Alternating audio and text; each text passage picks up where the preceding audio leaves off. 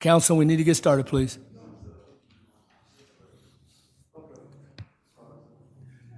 Are we live?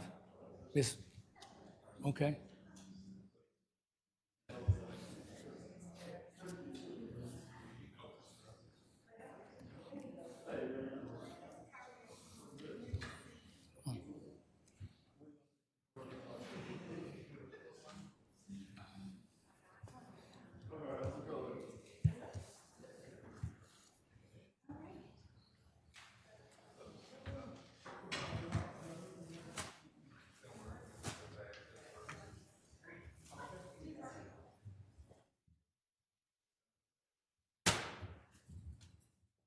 I have something for you.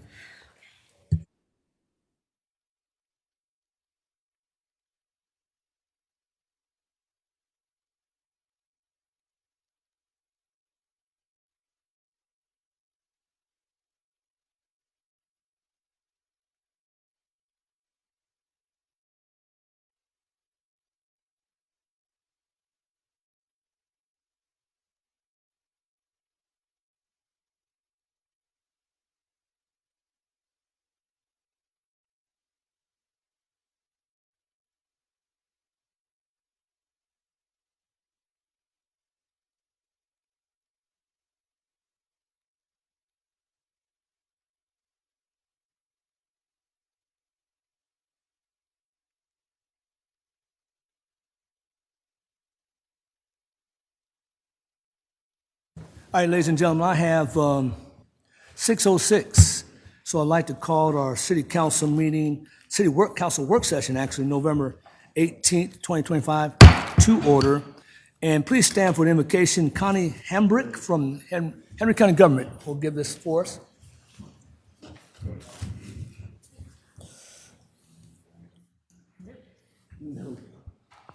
Is it on for you? Is it green? Can you hear me? There you go. There you Okay. go. There you go. Uh-huh. Thank you for this opportunity. Father, we gather here this evening with grateful hearts and the opportunity to serve our community. We ask for your guidance as we make decisions that affect the lives of our neighbors. Grant us the wisdom that's steady, Lord. Courage us. And let us be compassionate in spirit and cooperation that rises above any differences. Bless the council members here tonight, the staff, and all who are present. May our discussions be thoughtful, our intentions pure, and our actions rooted in fairness and respect. Watch over our city, its families, our schools, businesses, and first responders. Keep our community safe and united and hopeful. Help us remember that leadership is a privilege and that every choice we make has the power to uplift others. May we serve with humility, integrity, and sincere desire to do good. Amen. Amen. For us. Pledge allegiance. Pledge allegiance to the flag of the United States of America and to the republic for which it stands, one nation, under God, indivisible, with liberty and justice. Roll call, Madam Clerk. Good evening. Evening. Mayor Ford. Present. Present. Mayor Pro Tem Gant. Present. Councilmember Thomas. Let the record reflect, Councilmember Thomas is not in attendance. Councilmember Berry. Present. Councilmember Barber. Present. Councilmember Alexander. Present. Mayor Ford, you have a quorum. Thank you, Madam Clerk. Mayor Pro Tem, there's an amendment to the agenda, please. Yes, Mayor. I would like to make a motion to amend the agenda to move up our executive session right after agenda item number 4, the public hearing, And that is for, for real estate personnel litigation and cybersecurity. appreciate it. Is there a second to that motion? Mr. Barrett, second. All in favor, please indicate. Mayor Ford, Yes, ma'am. I want to support this motion, but once again, I am unaware of what this executive session entails. Seems like they all know, but I don't. So I'm going to abstain. Okay, so be it. So all in favor of the motion, please indicate. 3, Real quick, Mayor, I don't know what it's about either. This is part of being on a team. I trust this team, Okay. and that's what we do. Thank you. all right. So once again, all in favor of the motion? Okay, and we got 3, 4, and 1 to abstain. So we'll put that right after the public hearing. Now I need a motion to adopt the rest of the agenda, please. So moved. Okay, from Ms. Gant, Ms. Alexander, all in favor, please indicate. Thank you, appreciate it. Okay, so we did, okay, public comments. Do we have any public comments at all? Comment? Okay, review the minutes, council, and review the city council minutes for November 10th, 2025. Review those, and our next meeting, we'll go ahead and approve those. Any changes or updates, please talk to the clerk about that. On that note, we have our presentation, Henry Helps Mobile Wellness Unit, presented by Kevin Johnson, the Deputy County Manager, and Amanda Reeves, Director of Community Resources, please. To the mic up front.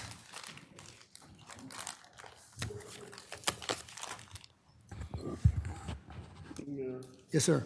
If I could, Mr. Ivy, whatever they present, I want it to be on the screen. Whatever it is. We need to have the apparatus there at the table, so when they present something that they can magnify and the people watching can see it. I don't see the scanner there. You don't want it? It's up on the screen. Okay. It's up on the screen. Well, they might have some documents that, they might have document. Do you have any separate documents? We just have exactly what's up You there, have, sir. okay, thank you. I know we have another apparatus there if they want to have something that they want to present. Thank you. Good evening, Good evening council to you as well. members, mayor. Thank you so much for the opportunity to speak before you tonight. We're super excited to share with you a new initiative in Henry County. My name is Amanda Reeves. I'm the director of the Community Resources Division of Henry County Government. It's a division of our government that has been in existence for the last 22 months. After COVID, our deputy county manager and county manager recognized that there was a great need for a lot of resources here in our community, connection to resources for our constituents. And they didn't have a department that was a single place of intake for individuals in need. So that is why the division that I'm directing was formed. And just wanted to give you a brief overview of what we do in that division of Henry County government, and then share a really wonderful up and coming initiative that's going to begin in the first quarter of 2026 to serve constituents in need in all of the cities within our county. So our mission at the Henry County Community Resources Division is to empower individuals and families to reach their full potential by providing accessible, compassionate support services that address their unique needs, promote well-being, and strengthen our community. Obviously, in every city within our community, there are people who have great needs for basic life-sustaining resources, whether that be food insecurity that a family is suffering, lack of the clothing that they need, lack of job resources, lack of educational resources, and especially lack of affordable housing in our community. Our division works to align each of those individuals and families with services that can assist them to meet the needs with each of those resources. An overview of our particular division, we established the Public-Facing Community Resource Center where constituents can connect with vital resources necessary to maintain a healthy and stable life for themselves and their families. So far, we've developed the Henry Helps app, which is now available in the App Store, the Apple Store. It's coming soon for Android devices. We're just waiting on the Google Play Store to review the privacy policy and make sure that it meets their legal requirements. And then it will also be available for Android devices.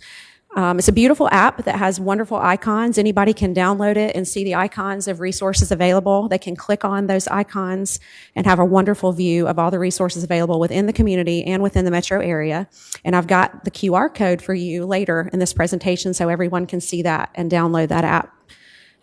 Also, we have created a community pantry where families that we serve can come at any moment without an appointment needed.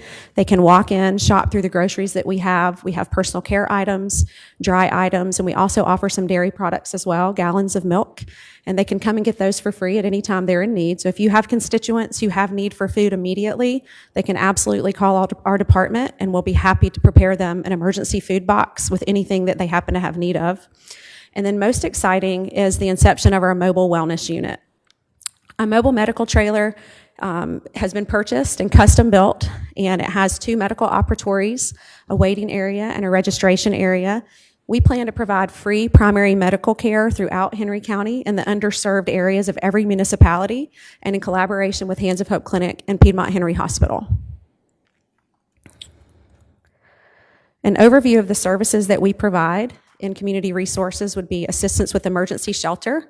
affordable housing connections, food and personal care items, utility deposit assistance, mortgage and rental payment assistance, credit and financial counseling, workforce readiness, elder care resources, child well-being resources, veteran services, behavioral health services, crisis intervention, astute guidance with any need that a family may have, and also charitable health care.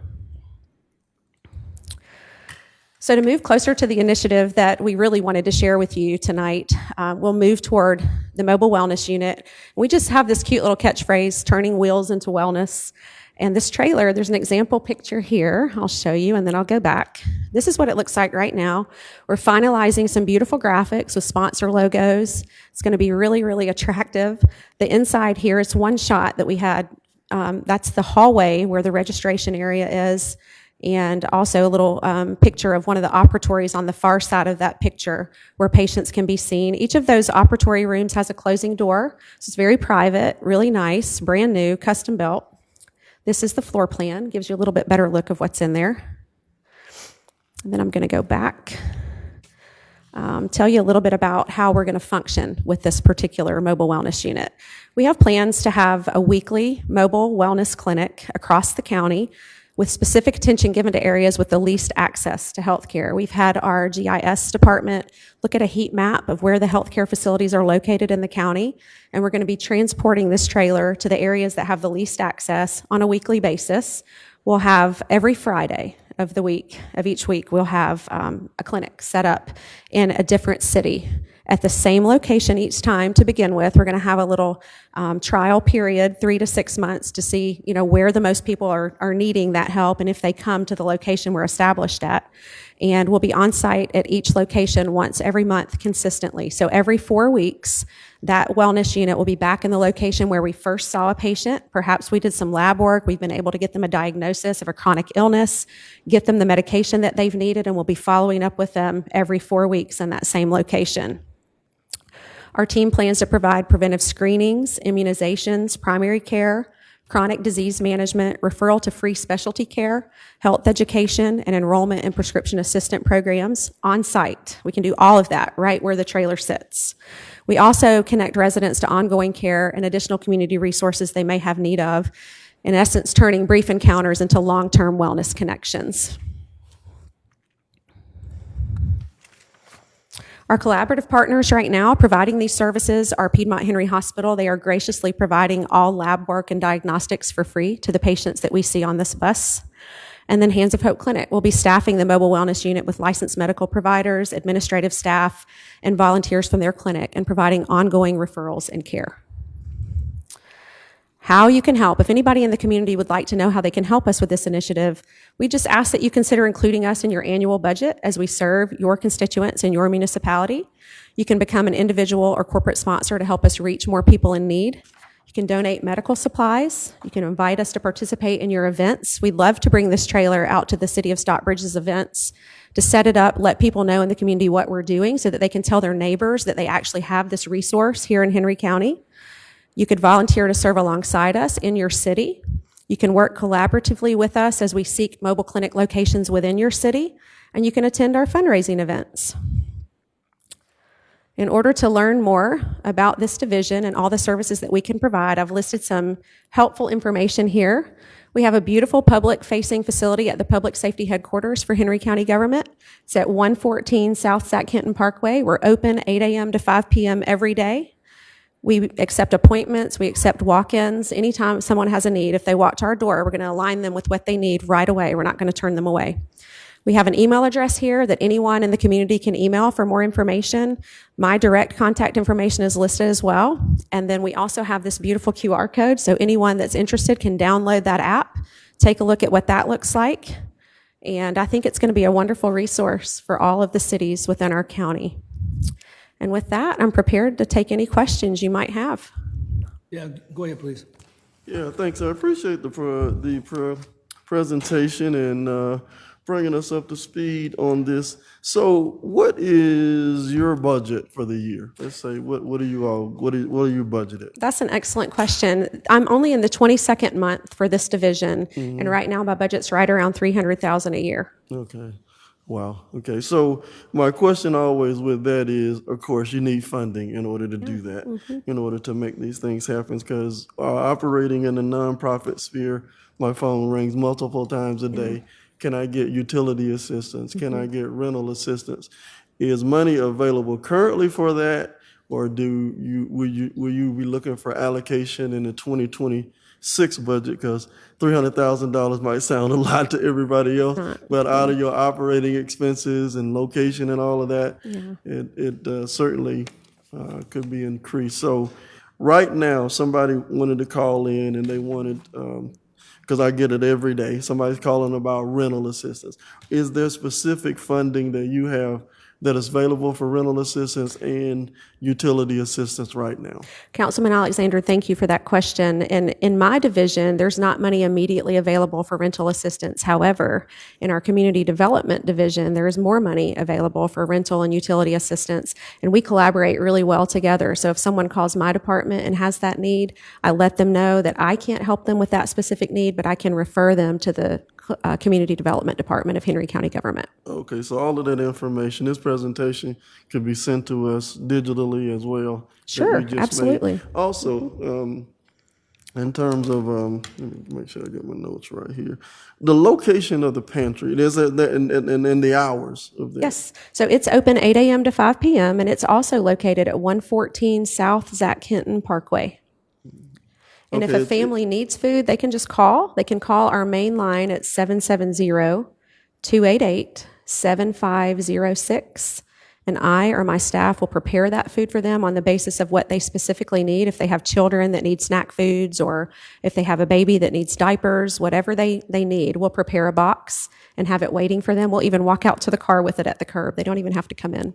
Okay, so this particular facility is located at 114, you said Zach Kenton? South Zach Kenton Parkway, yes, sir. Zach Kenton, and it's open from 8 to 5, Monday through Friday. Yes, sir. So if somebody just can walk up, the clinic will be open, it's going to be staffed. Absolutely. The clinic is not located at 114 South Zach Kenton. The clinic's going to be on that mobile wellness unit, but we are staffed every day, Monday through Friday, 8 a.m. to 5 p.m. Yes, sir. So for the pantry, they could show up anytime, Yes, 8 sir. to 5, and they will Absolutely. be taken care of. Okay, that's a good resource there. So Mr. Johnson, how you doing? I'm doing good, sir. Go. So what's our projected budget in 2026? So I'll be honest with you, Councilman, we're doing a really good job of bringing in community partners. Her main objective is to be that single point of entry to connect nonprofits that are providing a resource to those that are in need, not to be the service provider themselves. Okay. So our goal, and what she's been doing a great job with, from emergency sheltering with the hotel stays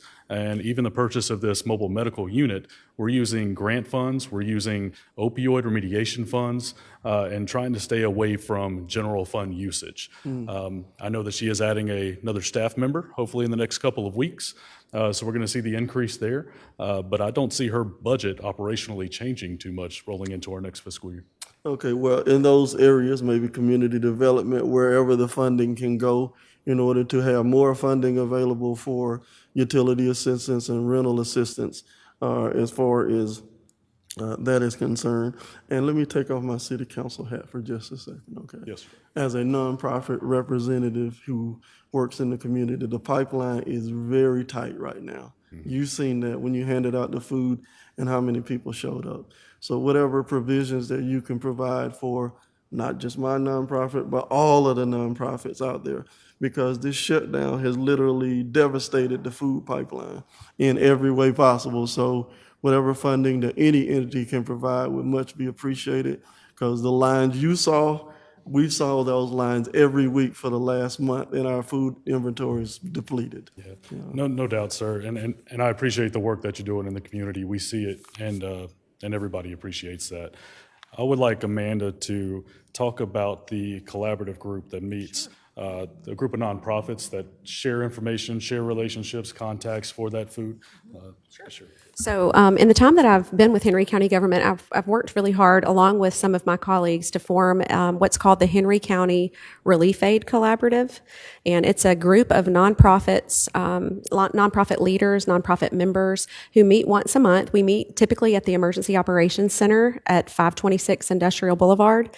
And we all talk about what community needs we have and how we can each help meet those needs. And we've done a lot of good work so far. We just finished building our website. We've been formed as an official 501c3 ourselves. We've gotten some grant dollars to help with home repairs for people who had damages from tornado of 2023 that were still waiting for their homes to be repaired. So that's the Relief Aid Collaborative. And then we also have a nonprofit collaborative that meets at my office once every month. We pull together nonprofit directors and members to just talk about what those needs are as well. And we're working really hard to make sure that we can all collaborate to have the resources where they need to be. For instance, you talk about all these food giveaways, Councilman Alexander. We were just discussing on the drive over here because today, before I came here, I helped to pack 1,700 boxes of food that we intend to give out this Friday, the 21st. We're still working towards the goal of 3,000 boxes, but today was our second day packing, and so we packed 1,700 boxes of food. And we were talking about the fact that everyone's doing a food giveaway right now, which is wonderful, but sometimes it works really well if we can pool our resources together, provide a more robust box of food to give to more people. So we work together as a collaborative of nonprofits and then also government officials and try to accomplish help for as many people as possible. But I hear you for sure with the way the resources are strained for nonprofits right now. I think Henry County does a really solid job of supporting nonprofits locally. If we can't help them with funding, we certainly will help them with work and volunteer hours. So if there's anything we can do to help your CD, community development for real people, let us know. We'll be happy to help for sure. Okay, and the last question, just what is the line between you and Connecting Henry? So that's a great question. So Connecting Henry is an independent nonprofit that also serves as City of McDonough's Health and Human Services Division. Henry County government has given them some funding each year in order to help them meet the needs of the people in our community, to help pay utility bills, rental deposits, et cetera. We are not affiliated, but we are definitely associated. Barbara Coleman and I and Barbara's people and our people work together closely to counter refer. So there may be people that we get calls from that Barbara can assist, and we'll refer them to her. And there are certainly people that Barbara gets calls from that we can assist, and she refers them to us. Okay. All right, thank you. I appreciate it. You're very welcome. I've got a question for you. It's just reference back to the mobile medical unit. Sure. Is there a certain amount of funding level, like a gold, silver, bronze level that you advertise or looking for a certain amount of funding for organizations? Absolutely, and I can send you that information directly, Mayor Ford. We are hopeful to have sponsors that are considered platinum sponsors for a $10,000 sponsorship a year. We can go all the way down to just sponsoring one daily clinic for $1,000. We'll take any amount of money. If somebody wants to donate $10 to help pay for, ibuprofen for, a week's worth supply, then we'll certainly take that as well. But we do have a sponsorship form that I can send to you all as council members so that you'll have awareness of what we hope to accomplish in our community. We're currently seeking corporate sponsorships. We hope to have beautiful decals of all of our sponsors on that trailer. We'd love to be able to put the City of Stockbridge's logo on that trailer. We've asked City of McDonough to do that as well. We have intentions to meet with every city within the county to ask for their support. We want all of you to be aware of what we're doing, and we want you to feel like you have an active role in what we're accomplishing across the county. Yeah, I would think that you can send that probably to the clerk's office or Okay. to the city manager, and they'll filter that to us, okay? Absolutely, we'll All right. get that to you. Council, any other questions? Go ahead, Ms. Barber. Go ahead, Ms. Barber. All right. Ms. Barrett. Ms. Reeves, thank you again for your You're welcome. presentation. I did have some follow-up questions, specifically to the unhoused or the sheltering aspect of your program. How does that work, and how does an individual or a community provide that? Thank you for asking. So you might be aware just a week ago, we had a winter weather event where temperatures dropped below freezing. And so generally when that happens, my division will spend time contacting all of the chiefs of police, all the public safety officials so that they know what hotels we're particularly sheltering in for that specific event. And we send out an email. Godfrey's very familiar with that, Chief Tramer as well. And we'll tell them, these are the hotels that we're using for this winter weather event. And if a Henry County public safety professional refers a person that they encounter on the street who is unsheltered to one of those hotels, then that hotel has a relationship with me and my staff. They house that person for as many nights as we've told them they can, and then they bill us for that stay within the time that the stay expires. So the day that the person checks out, they send us a bill, and we pay it. Also, are you collaborating with the faith-based organizations within Henry County? We are. They don't help us particularly with that that part of the job that we accomplish, but they have offered their facilities for warming centers in the past. We've had a couple officially approved as warming centers through the Red Cross, and one of them is McDonough First United Methodist Church. So we hope to increase that collaboration with faith-based organizations during times of emergency shelter need. Those faith-based organizations should reach out to your office and your personal contact. Please, sir, we would love that. I would love to have them reach out to me, for sure. I believe that there's a breakfast plan very soon for pastors of churches to talk about that need specifically in our community.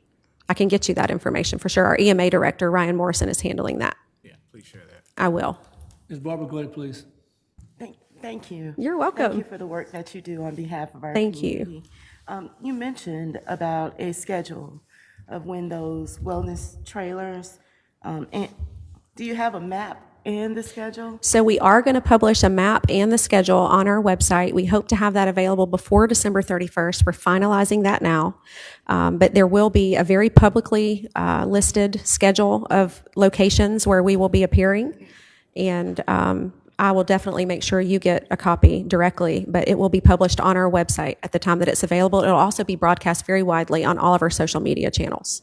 Awesome. Thank you. You're very welcome. Am I assuming you have a question? Go ahead, please. More so a comment. Listen, thank you guys for this presentation. It was excellent, and it actually helps us to get the word out about where help can come from. Can you explain to me what one of your biggest challenges is with what's going on right now? What is your biggest challenge? The increasing population of those who are unsheltered in our community and the lack of funding to support the volume of the need. Henry County's done a great job in the last 12 months. They've spent a fortune sheltering people who are unsheltered. I've made those reservations myself. I know the number in my head, but we just need more funding and more support. What happens to us when it gets cold or if there's an emergency like a storm, everyone calls our division and says we need a place for this person to stay. It's an elderly person who has oxygen, or a mother with 2 babies who's sleeping in her car at Walmart. And it's hard to help every single person that calls. My heart wants to help every single person that calls, but we don't have enough money to help every single person that calls. And I think more than anything, we want to find a permanent solution for those families who are unsheltered. Putting them in a hotel for a week or 2 or even 30 days sometimes is great. But if they don't have credit to qualify for an apartment that they could rent on their own, or if they've had a prior eviction, or they don't have the money to pay the deposits for utilities plus the first and last month's rent, it's very challenging to find them a stable place to live that's affordable. Okay.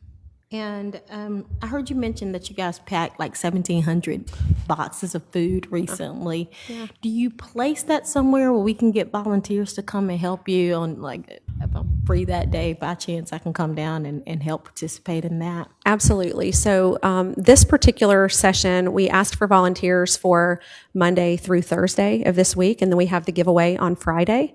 So if you know someone who wants to volunteer, I have a flyer that they can scan a QR code for, and they can sign up to help us. We're going to be packing tomorrow and Thursday as well, 8 a.m. to 5 p.m., and we're packing at a location that I don't want to give the name of, but I can certainly give you the address if you reach out to me. It's a very generous donor has allowed us to use their space, but doesn't want to be identified publicly.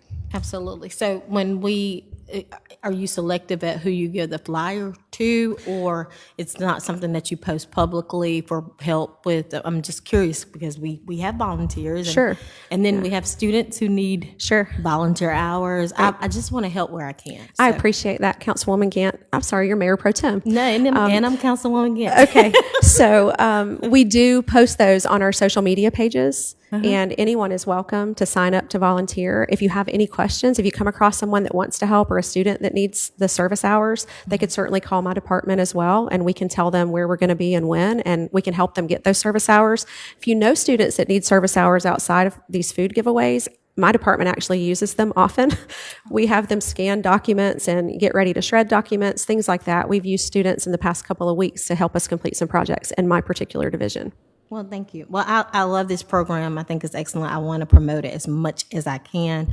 Years ago, I did a nonprofit mixer, and it sounds like that's something I would love to speak with you, and I'll reach out to you. Okay. Where we can maybe have something at the Romanders and get nonprofits and churches together. I did it one time before. It was really successful. And have you guys kind of help spearhead it with me where, for instance, one of the things we talked about and what I recognize is we'll have people provide food and people will come and pick up the food.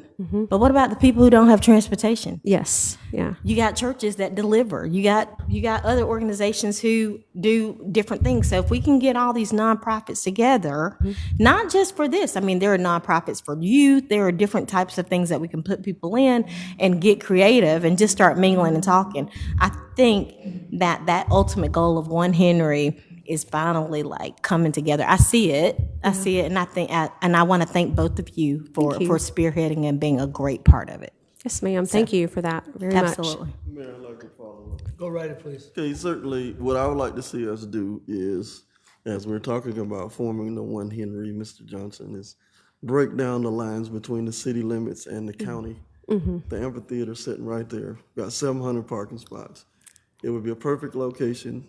If we don't have to just have them in unincorporated areas, IGA, whatever we can do to make sure that those facilities are available or those resources are available. The amphitheater is available, Merrill Manors is available. I think I can concur with the rest of the board up here. We'll say we will lean forward to do whatever is necessary to make sure that these resources are available to us. And we have a really good setup, right, Chief?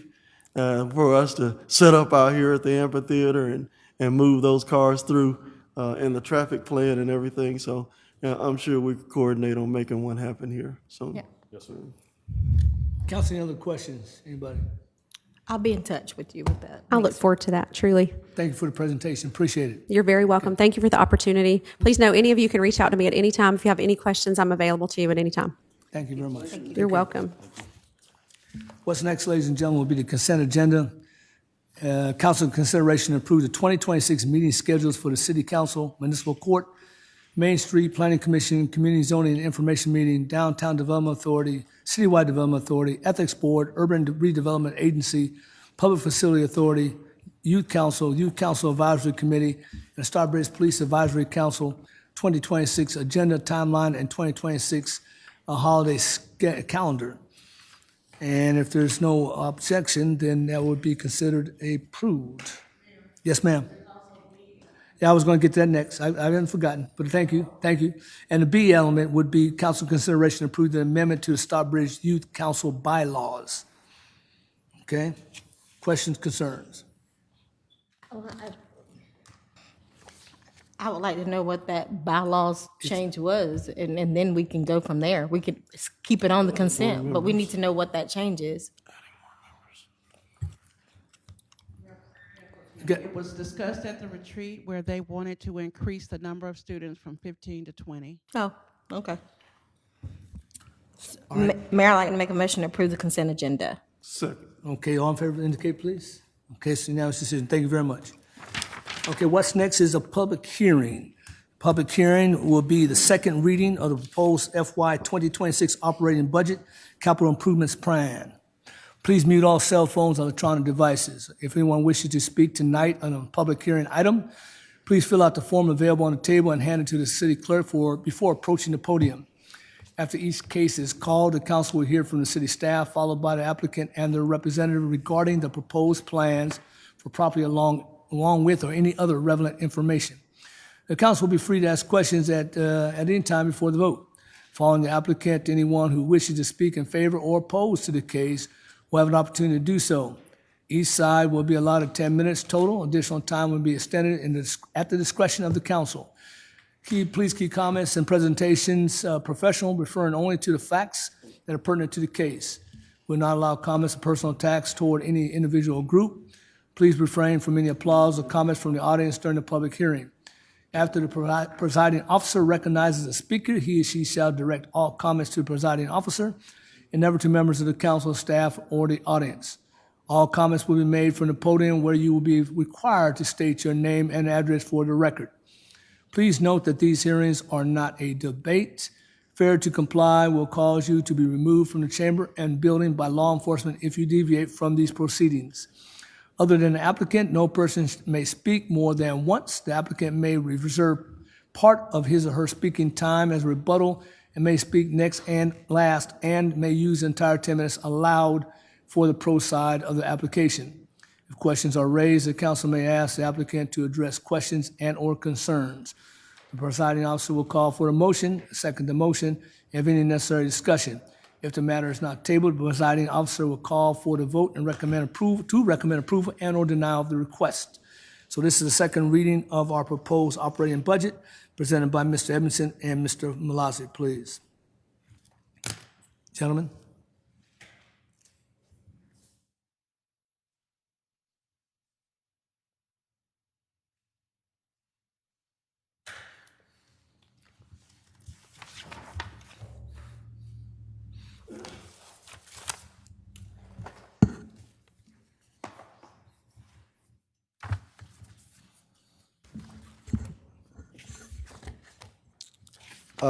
Good evening, Mayor, Council, and Evening. community.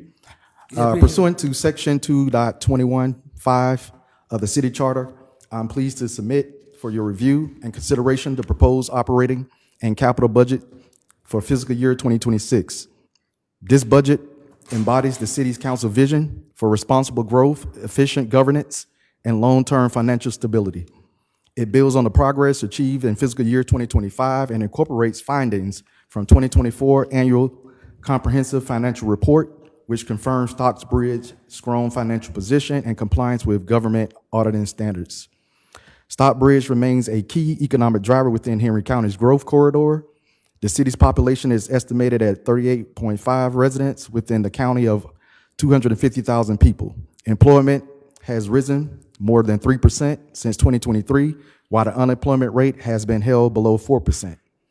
Median household income has surpassed $80,000, reinforcing a strong consumer base and sales tax performance. Commercial activity continued to accelerate. In fiscal year 2025, First Watch Restaurant opened its first Stockbridge location, recording the fourth most successful grand opening and second best first week sales since the company's inception. This achievement not only enhanced our local dining and retail profile, but also signaled continued investors' confidence in the city's market potential. Anchors such as Costco Wholesales and Sprouts Groceries have similarly contributed to our commercial growth, complementing ongoing small business expansion throughout the corridor. Stockbridge's balanced fiscal philosophy, anchored in a millage rate of 3.77 mils, adopted in 2023 and maintained for 3 consecutive years, continues to fund expanded services without increasing the tax burden on residents. The fiscal year 2026 budget is balanced at $73,302,280 across all funds, with the general fund of 3.7 mil. This represents an 18% increase from fiscal year 2025, a total of $62 million. The following are key highlights of financial trends. We have revenue growth. Citywide revenues have grown since fiscal year 2024, driven by sales tax performance and new construction. Expenditure management, operating costs have increased at a sustainable rate of approximately 9% per year while expanding services. Debt elimination. The Stockbridge Amphitheater bond was fully paid off in fiscal year 2025, eliminating $1.2 million in annual debt service. We also have financial resilience. The city general fund balance remains above GFOA recommended reserve thresholds. With that, I move on to Mr. Malazzi's presentation.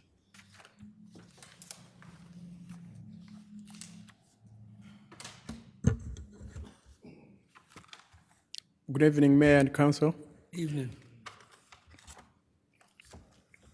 I will give the summary of the 2026 budget and also some of the changes that have been made as per your request, and then thereafter will be available for questions and comments. So revenues and expenditures are estimates of the budget. We estimate we are going to receive so much. We estimate we are going to spend so much.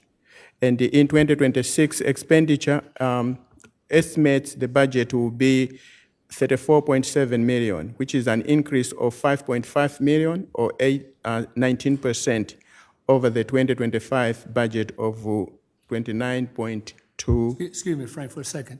The presentation is not moving. I don't know whether or not you need IT to, okay, there you go. I just want to make sure it moves Yes. along as you talk. Thank you. The 2025 budget is 29.2 million. And the total proposed budget, that's a general fund plus other funds, it's a 73.3 million for fiscal year 2026 that is presented to council for consideration. This budget is a roadmap fiscal plan for our city to continue providing various services across the city for upcoming year. Some capital projects will take more than 1 year, but they will need annual funding. So this is a summary of the proposed general fund, which revenues is equal to 34.7 million and expenditures 34.7 million.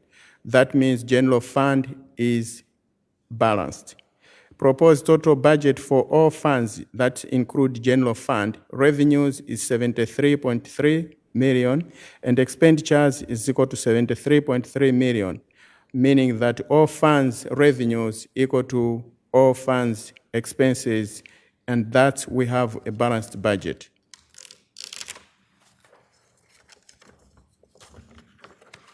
Budget without revenue cannot be budget. So here is the summary of our revenues. Our franchise taxes, we're expecting to receive 2.8 million, and sales tax, we're expecting to receive 10 million. Insurance premiums, 3.5 million. Property taxes, 7.4 million. Occupational taxes, 2 million. Other taxes, 2.7. License and permits, 1 million. Intergovernmental revenues, we're expecting to receive 221,000. Charge for services, 853,000. Fines and forfeitures, 1.4 million. Interest that we are going to receive is about 450, which is really underestimate, because currently we have over 600 and we are going to go over 800 by end of December. So that number by the time we adopt the budget will be increased. Transfers is 2.2 million for a total of 34.7 million in revenues. Then you'll see the chart of revenues, just distribution, the same thing that I've gone through. I'll move to, this is what we had last year. So it's a summary of previous year's revenues. Then I'll get into distribution of expenses. That's in the general fund.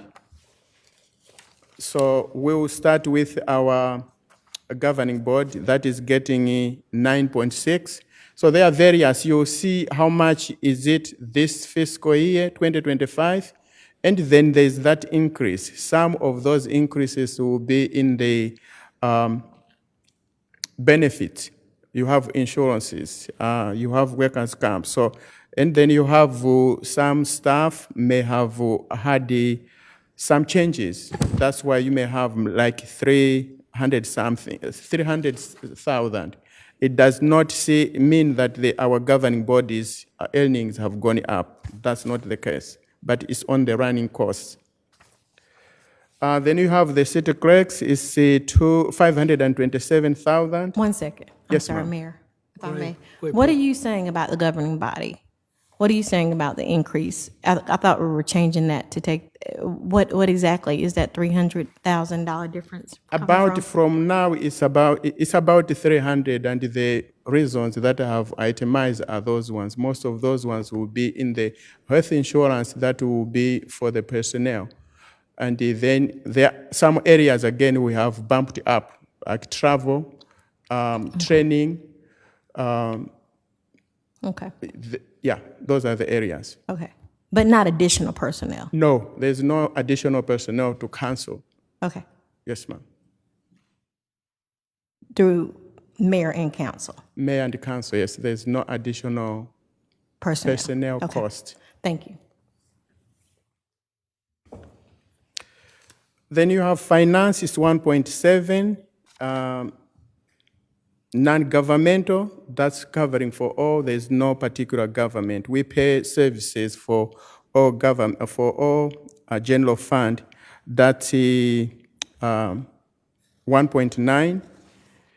We have business services, 227, and then we have information technology, that's 1 million. We have human resources.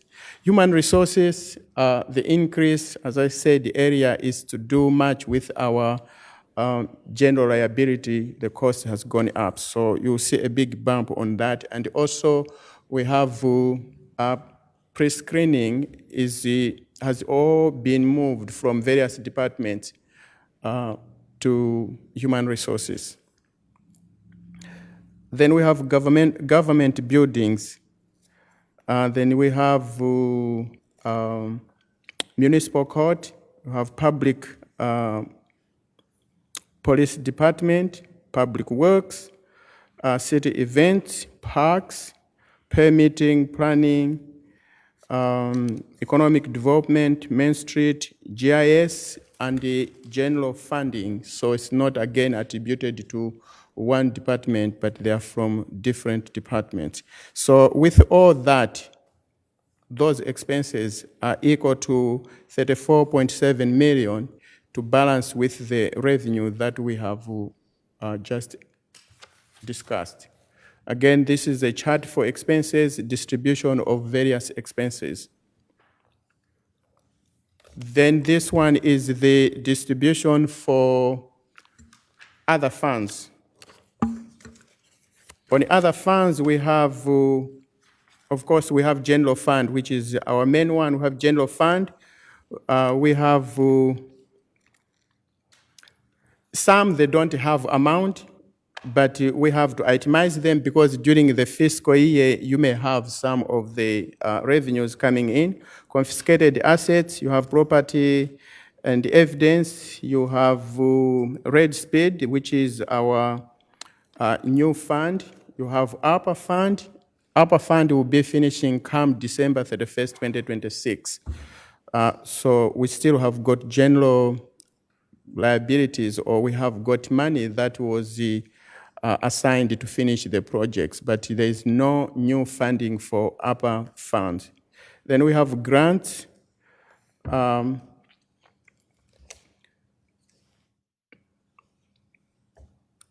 Then we have it's +5, +6, TIS plus, all those different other funds. Total, they add up to 73 million. That's equivalent to revenues that we have. Each one of these ones, they have corresponding revenues.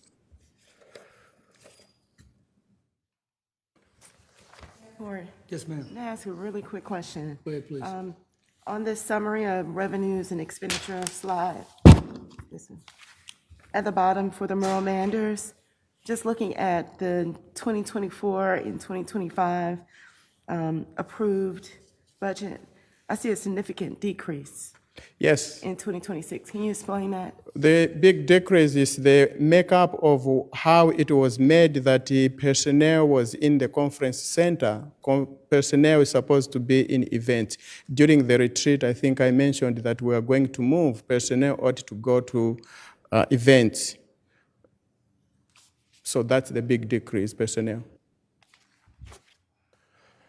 Then we have Mayor and Council 2026 priorities. These are the major priorities that they want be done, or we start them, work on them. That's community center, TIS Plus projects. There's a list of TIS Plus projects that they want them be worked on.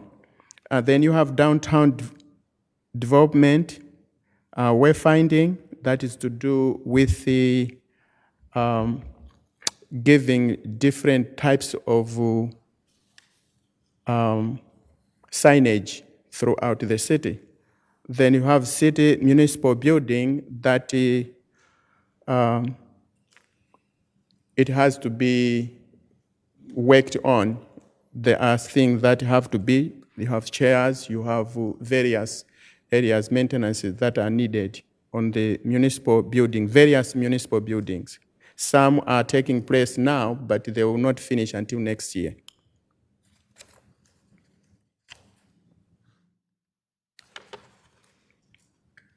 And some of the things, again, these are budget highlights. You have road sidewalk improvements to continue. They are going on now. Some are grant funded and some are coming from SPLAS 6. Then we have public safety enhancement, no increase in property tax millage rate. As you all know that since we started, it's still the same 3.77 mils. Community development fee proposed to be submitted. We are increasing, I think, if I'm not mistaken, we may be the lowest on services that we are providing on the fee schedule. So instead of catching up, we want to catch it slowly, if that's it, Mr. Director, Community Development. So you will see a change for the services that we are providing. We may be the lowest in the community. And then we are suggesting, or the city manager is proposing, to have 3% COLA for all city employees. Public works, a new facility is under construction. Water receivable write-off, they are before you for consideration, which will be presented at a later time. And then you have cemetery improvement, credit card payment fees to be re-implemented or reinstalled. I think there's a presentation, I'll get into details on that. Then pay off GFA loan, about 800 something, that we are trying to pay actually, if possible, this year. With that, I'll ask questions. I'll be available, and the city manager, to attend to questions that you may have, comments.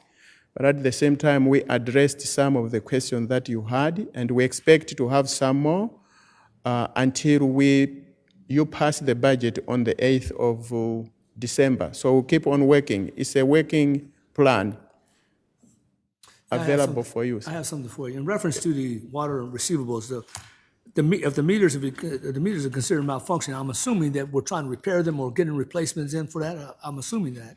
Is that right? You have here water receivables write-off higher due to meters malfunction. So water receivables write-off, that means we have, they owe us. They are supposed to pay us. But it's bad debt. We will never collect that money for several reasons. Some of those main reasons is our meters were malfunctioned. They were not working. Some is few of them, they have moved. We can't trace them.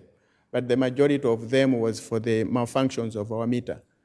So we will write off to say that if your debt is up to 90 days, beyond 90 days, the chances of correcting those debts are very limited. Not that we are not trying, we will send them out for debt correctors, but to receive everything may not be. So we are writing off 18,000. The only time we wrote off a lot, which was 45,000, was during 2022, during COVID. People did not afford. But 18,000 with how much we receive is normal. But it will be again in the next presentation. okay, so be it. Thanks. So this is the money that we expected to receive, but we say these ones, we are not going to recover them. So instead of counting them, we write them off. All right. The GFA loan payoff. Further explain, please.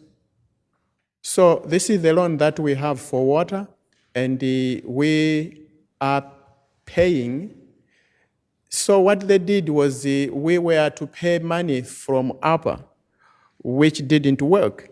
And water doesn't have enough money. So every month we transfer 10,000 from general fund to pay. And we feel like the better way to do that, if we pay off, because we are able to, we'll save principal and we'll save interest. Good deal. All right. Council, any questions thus far? Go ahead, please. Go ahead, Ms. Okay, certainly, bring up the capital projects slide. Let's go back to that one. Mr. Edmondson, you come up too, please. The one that had the recreation center, community center, the one that had the list of the projects. Yeah.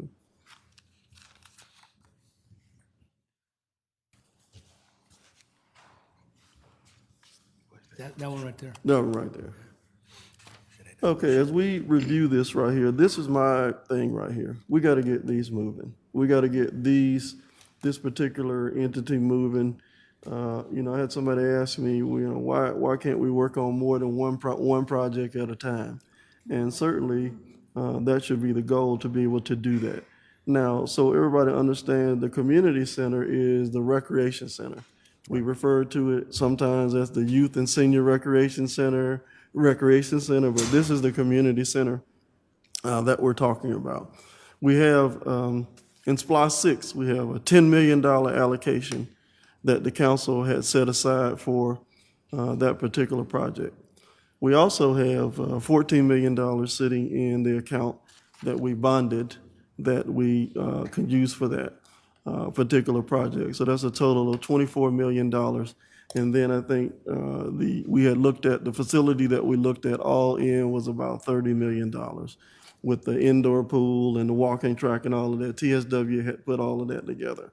So as we move ourselves forward to make this our number one project, certainly we're putting things in place in order to do that.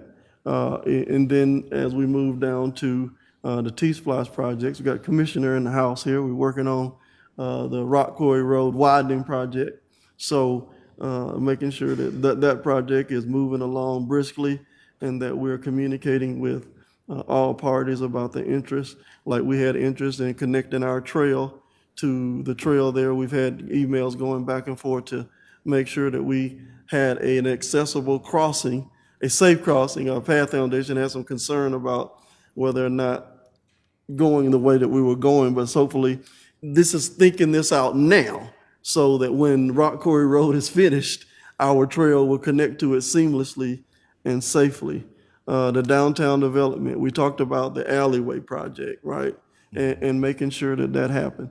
Now, we had talked about that project moving dirt before the end of the year, and certainly that needs to be able to come to us in order to make that happen, because we've already identified that it is our number one goal in the downtown area in order to make that happen. Now, the updates that I want are on the wayfinding signs. Now, we had endeavored that we would start in the third quarter, I think, in order to get the city limit signs up in order to make that happen. Where are we with that? And then how does this look forward into going into an additional phase in 2026? Yes, we have started having those meetings again with the point of contact with the wayfinding, moving into phase 2. We at the very end on phase 1, which most of you all have seen the signs from the city, Love Street, the different street signs, et cetera. So the phase 2 is probably the larger phase that's dealing with the electronic sign that we're gonna have here at City Hall and different areas, the wayfinding signs when people coming into the city, expressway, et cetera, et cetera. So we setting up those meetings to get on track and actually map out a plan in regards to what that looks like and the total price for that. They budget part of that from ARPA. So the complication with that was now we're just trying to make sure that the money that we do have left over from ARPA, because it's already prior allocated, that it doesn't go beyond the 1.1 million that we have left in regards to wayfinding, because that's all we have left in ARPA is wayfinding, which has already been allocated to that.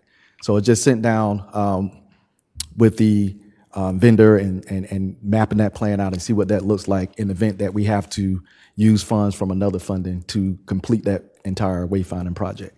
Yeah, you know, as I drive down in my district, and we have this all the time with the McDonough addresses, I definitely, surely want to see those city limit signs go up sooner rather than later. So someone pulls off at the Jodico exit, that they know they're in Stockbridge, or when they pull off at any of these exits, that the city limit signs, and that these beautiful signs are reflected throughout the city. So whatever support that you need from the council, let's go ahead and do that, because I was under the impression that we would have some of the city limit signs up before the end of the year. So, And we pushing real hard on that. It was just some stalling with transition and everything with the economic development department. But I have personally reached out directly to the vendor, and me and Ms. Fareed is getting them back on track to figure out the timeline and present that timeline to everybody. But we are expediting that project. They know that's a priority, as we listed in here, to get that particular project completed. okay, and as far as the T-Splosh projects are concerned, certainly Councilman Thomas is not here. He's to represent District Number 2, but Mr. Cloud was elected to represent that district. He's not here to speak for them at this time. But we have a Tie Street sidewalk program. I think Falcon Design is working on that. What are we looking like on that particular? Maybe how we look on that? What's the latest on the Tie Street path moving forward? Right, and I think the biggest part that I'm realizing now is actually identifying who's the lead on these projects and actually getting it done.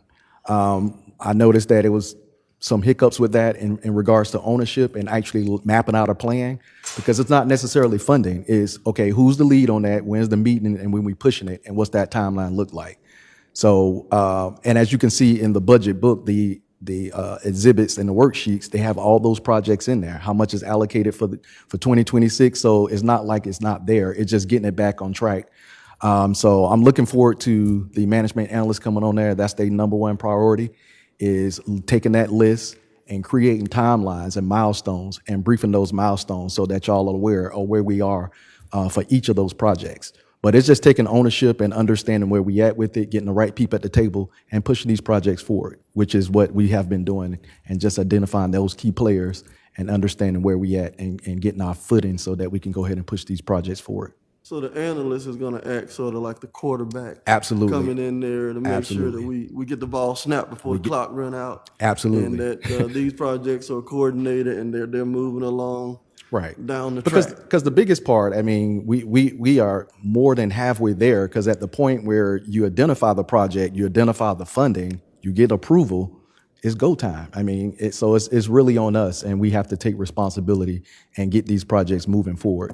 That's why I'm trying to get the right people in place to understand who's on first, and, you know, who's lead, and let's get this stuff done and map out a timeline and see where we at. Because there's going to be times as we start rolling these projects out where we may have to shift to the left or right, depending on if we run into some issues where we require more funding or we have to pause. So, but those things are important in getting the project started, so that if you are running into some impediments, you have a plan of action to respond and get back on course.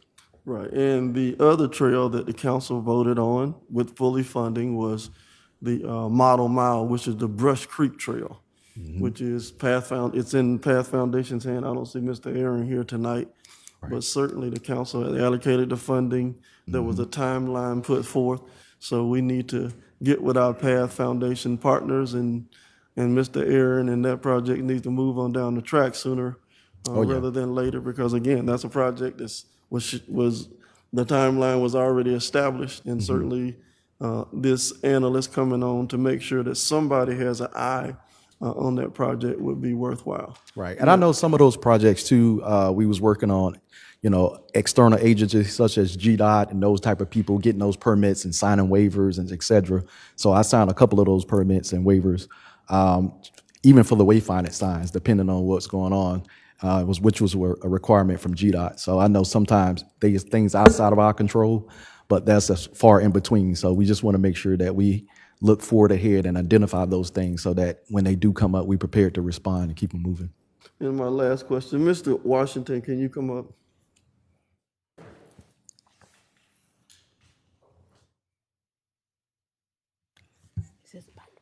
Nope.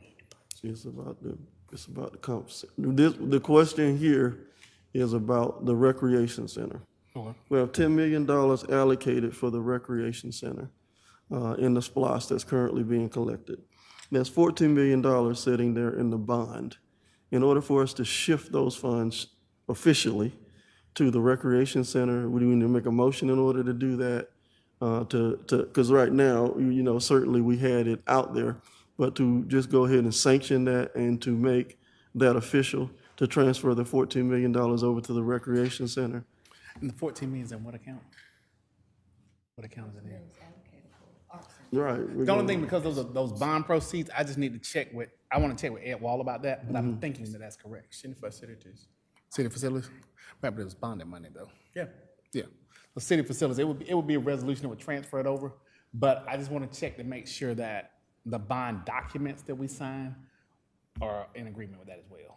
Okay, if you would do that, because of course, we want to make sure that the money is there. We don't want to get to the end of the road and be like, let's go ahead and start construction, and the money is there. So if that is the case, certainly we need to look at the resolution and bring it to the next available meeting so that we would have $24 million actually available for the recreation center. We say it's our #1 project. In order to do that, we got to have that funding put in place.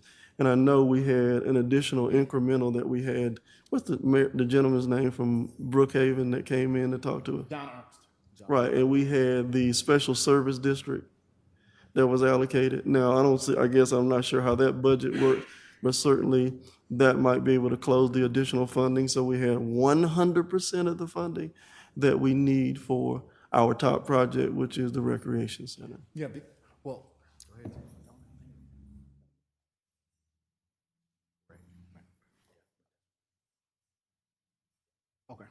Okay, yeah, we'll be able to report back to council on that. But the 14 million, I will confirm with our financial advisor that it can be done by resolution without having to redo the documents. Okay.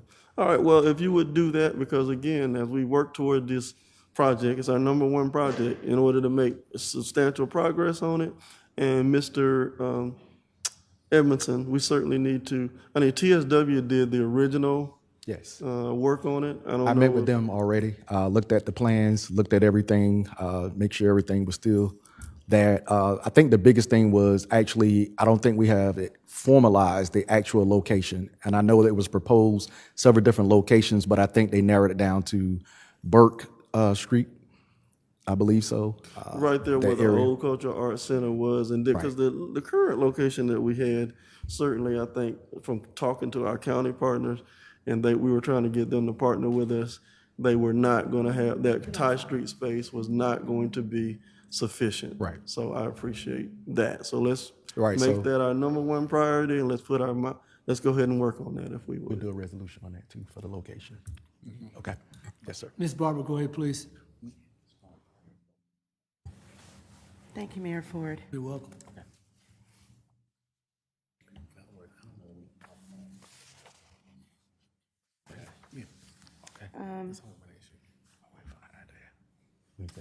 Mr. Malazi, thank you. And Mr. Edmondson, thank you for the presentation.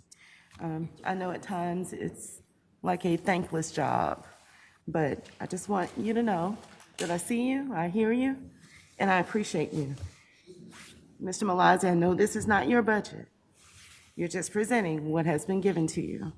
But unfortunately, I still have to ask these questions, and they're all for the record, Ms. Holliday. Okay, during the first reading of the proposed FY 2026 budget, I submitted a series of questions to the governing body, the city manager, city treasurer, city clerk, and the city attorney to be submitted to me regarding a number of general ledger line items. I also cited the city's charter, section 3.04-060, that requires job descriptions, the pay and classification report, and organizational chart to be attached. Yesterday afternoon, only partial responses were submitted. There was no response to the request for the list of items surplused in 2025 and the revenue received for the sale of those items. There was no response to the request for the marketing plan for the Merle Manders Conference Center to increase revenue. There was no response to the request for a building and maintenance plan. There was no response to the request for a sponsorship plan to offset the cost of concerts and free city events.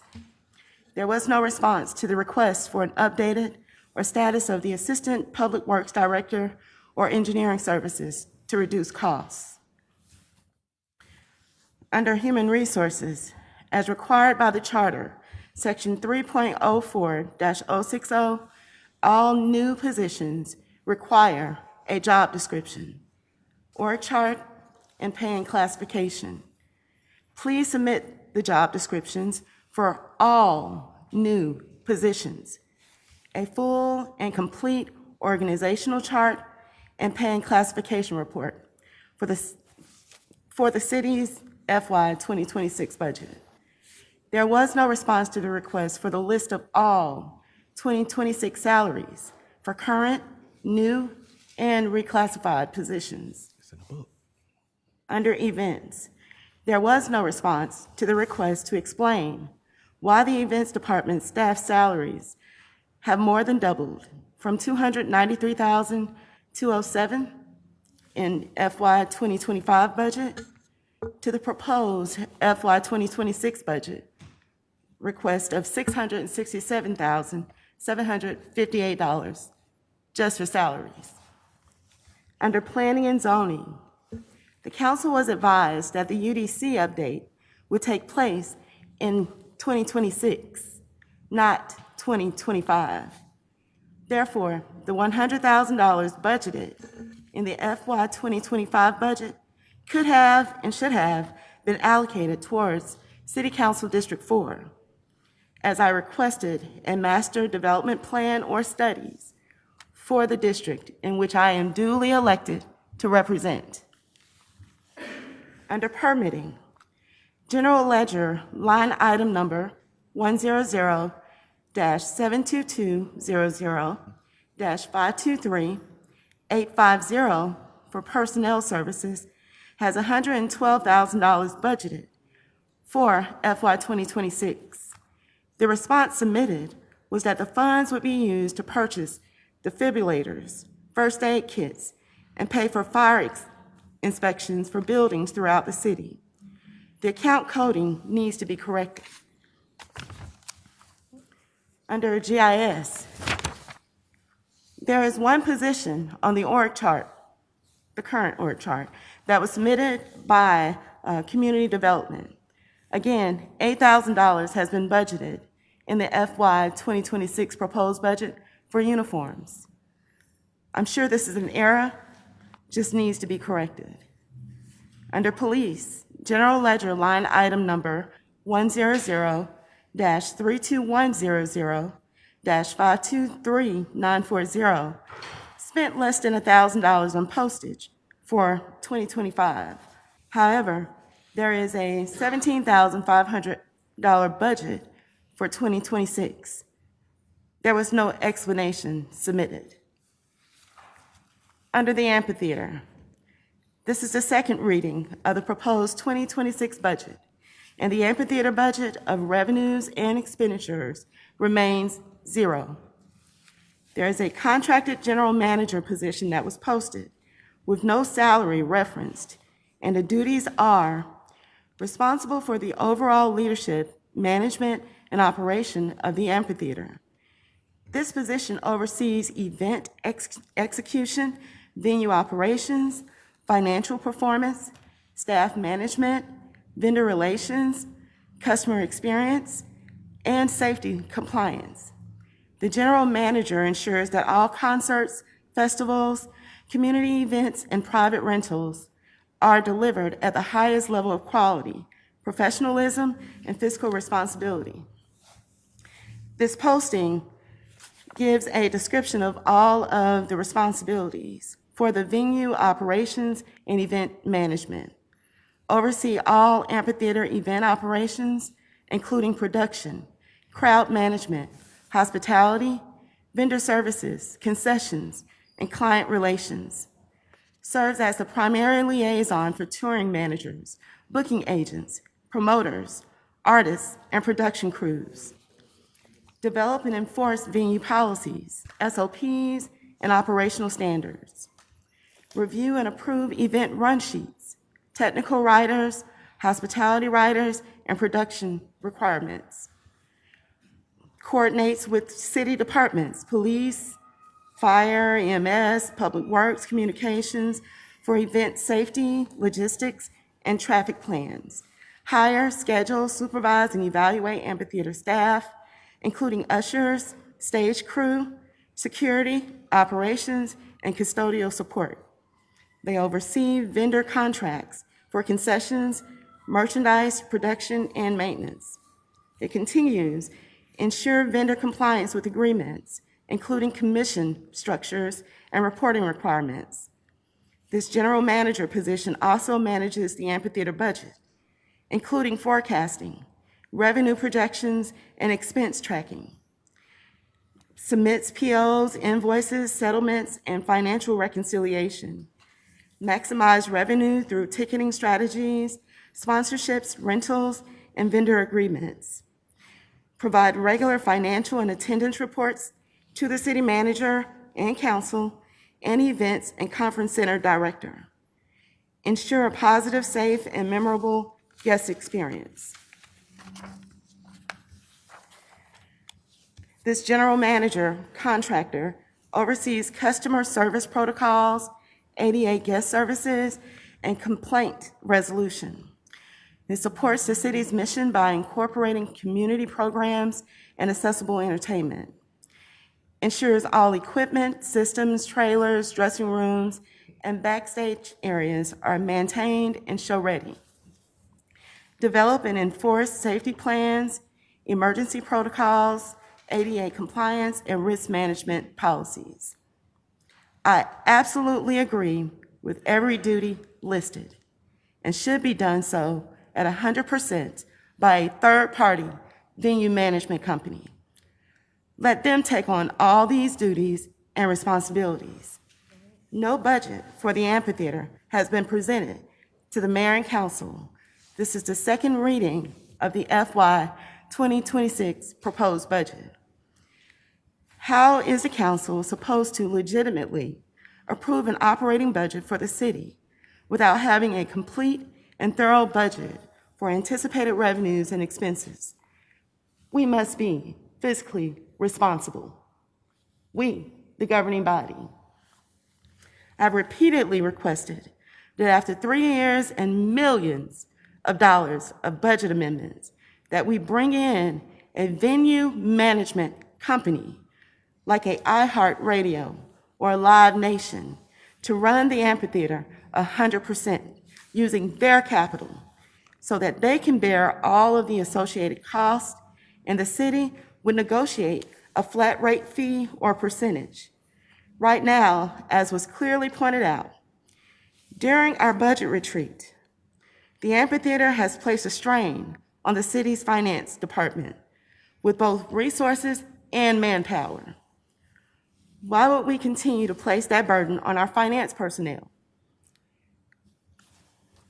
I certainly do not support bringing this in-house and continuing for taxpayer dollars to be spent, millions of dollars, on the operations and management of the amphitheater.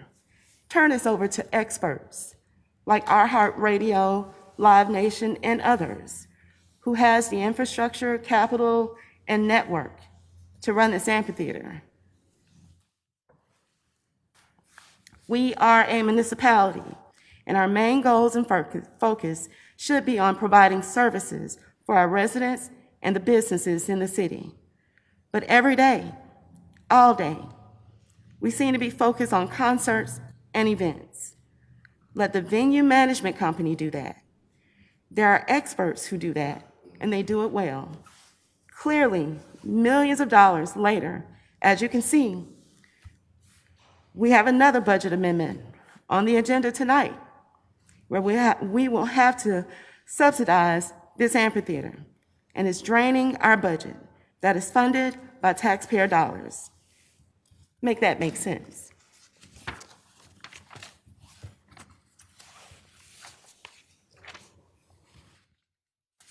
Under Public Works, additional positions were requested and approved for 2025, making the department fully staffed.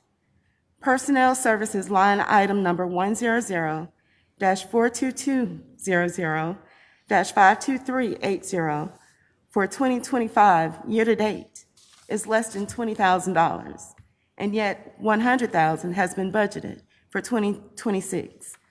Please explain.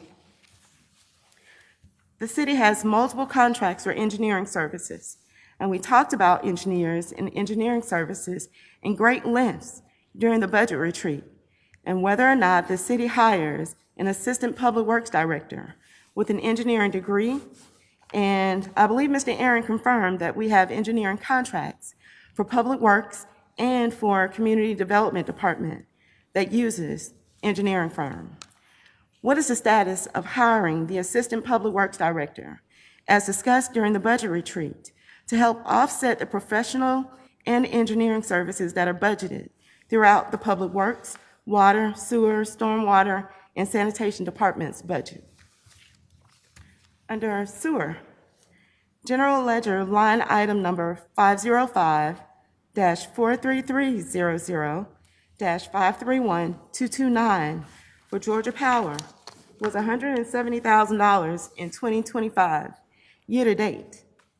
Do we anticipate an increase of more than $100,000 for 2026? Budgeted $260,000, plus $50,000, line item number 505-44200-531-229. Please explain the consent order fine general ledger line item number 505-43300-573-105. Merchant credit card fees.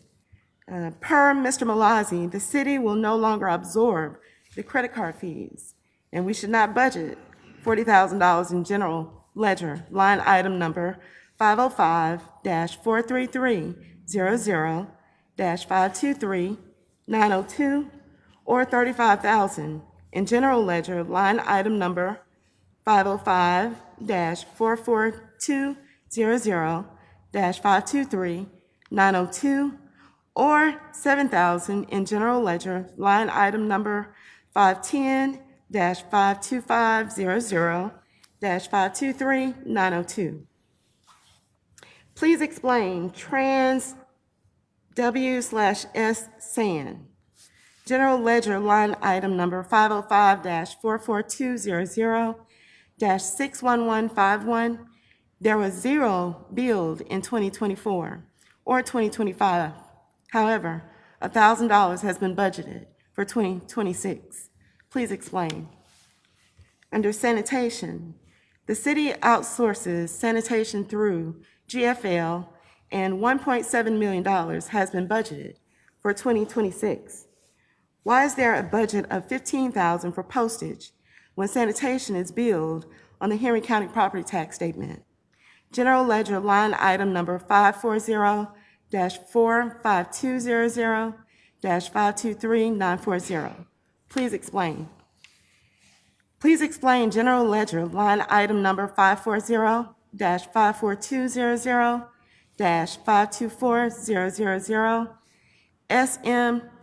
SWMP, cost JT.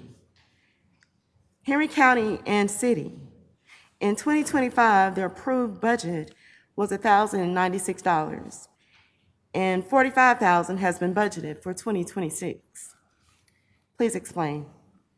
General ledger line item number 540-45200-561-000 for depreciation for 2025 was zero, and $25,000 is budgeted for 2026.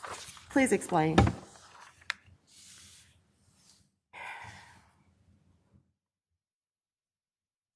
The amphitheater.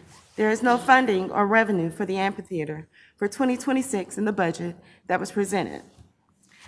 Has there been advertising for a venue management company who will be 100% responsible for all aspects of the operation of the amphitheater, to include talent, services, and expenses, and relieving the city's budget, staff, and other resources. Merle Manders Conference Center, General Ledger line item number 555-15650-542502, miscellaneous has budgeted 0 in 2024 and 2025, and $64,000 has been budgeted for 2026. Please explain. Capital Improvement Plan. Please update the spreadsheet to where it is legible and we can read it. The City Council approved several vehicles to be purchased in 2025 for PD using Red Speed and Public Works using SPLOST. And we just approved roof repairs, etc. However, the capital report attached to the 2026 budget shows the funding source as general fund for the purchases in the 5-year plan. Please include an update for 5-year 2026 to 2031 capital improvement plan. Take-home vehicle policy and fuel usage for 2025. Please provide a copy of the city's approved vehicle take-home policy and a listing of take-home vehicles by department and by position, and the 2025 year-to-date fuel usage by department. Please also provide the total fuel usage by department for 2024 for comparison to 2025 and the estimated usage for 2026. I'll send all of my questions to the governing body, city manager, the treasurer, the city clerk, and the city attorney for review. Please explain. Thank you. Ms. Barber, I would imagine that the gentleman here before you are going to answer as many questions as they can on this aspect, but I would also say to you that this probably could have been done with them directly in the office sometime versus right now. That's my assumption. But on that note, go ahead, gentlemen, whatever explanation you have, please. So most of the questions that have been asked, they have been addressed. And I think in your binders, you should have them. I did receive the email responses, but again, all the ones that I mentioned the ones that there was no response. So I think the best way we can do, because we still have got one public hearing, you tell us exactly how you want. These ones can be sent to you through email. You can read them, but they will also be given to the entire council, which they have already done. Some of those ones you talked about, the conference center, I think I discussed that one, that the conference centers personnel went up because in the past, personnel was in the events personnel has doubled, because in the past personnel was being budgeted in the conference center, which was not the right thing. So we moved that. The entire personnel expenses, that's salaries, wages, and benefits from the conference to events. And you see the events has gone up and the conference center expenses have gone down. Regardless, there is an additional, I think, 2 new positions in the events, but the bigger one is now event has got personnel expenses. And in last year's budget, 2025 budget, as we are talking now, in the amendment, there were 2 positions that were never budgeted. In 2025, 2 positions were not budgeted, so we have amended to include them so that when we end the fiscal year, those 2 staff have been included. So plus the movement of staff from conference center to events, addition of the 2 employees that were there in 2025 were omitted, have been included, plus the 2 proposed positions that has made the expenses to go up. Surplus, unless otherwise there has never been surplus of items for us because finance would have known that. So there's nothing in 2025 unless, if it's there, we'll keep you posted. But I would really request if ever you see these ones plus the one that you have said, we email them to you, all of you. And if you have some questions, we can address that before the next council meeting or the next public hearing, which will be the 8th. Thank you, sir. I have some concerns because although I am reading a lot of our policy questions, for the record here, I'm expecting, if I'm emailing them to everybody, to you all, I'm expecting an explanation via email, or you can come and respond to every single one of the questions that I asked. I asked specifically about job descriptions and paying class. It's in the book, ma'am. It's in the book. It's in your book right now, ma'am. Every last job description, every last job description you asked for is inside the book. In the email in which you It's in the book. I didn't see job descriptions of all new positions, all reclassified positions. They were not included in the email. So the approach that we did to respond to your question was things that we can just answer, and a lot of stuff, as I spoke with you earlier, will be covered here in the budget. So everything you asked for, we have responded with answers. Now, there are some additional questions that we can definitely talk about and go a little bit more in detail, specifically about the amphitheater, because there's not a lot of information about the amphitheater. And what we intend to do is have a separate presentation because, again, the amphitheater is an enterprise fund, right? It's not like a separate, it's not like a general fund item like that. So it's a separate conversation that we should have around that. Our approach, and we trying to package up what that will actually look like for 2026 to include scheduling, personnel. We supposed to bid those positions out that you said, and that was part of the response as well. All those positions that you talked about, we're going to put them out there to a RFP out there so that we can solicit some information back from that. We also did that for the general manager position already. We actually got 5 respondents back. We have portfolios. We have that package.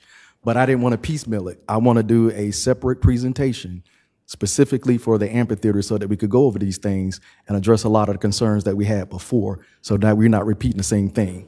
Also, the approach to the amphitheater, and I know you say we talked about it in the budget retreat, which we did. We heard different scenarios in regards to the amphitheater, one of which what you said, hey, having somebody completely take it over.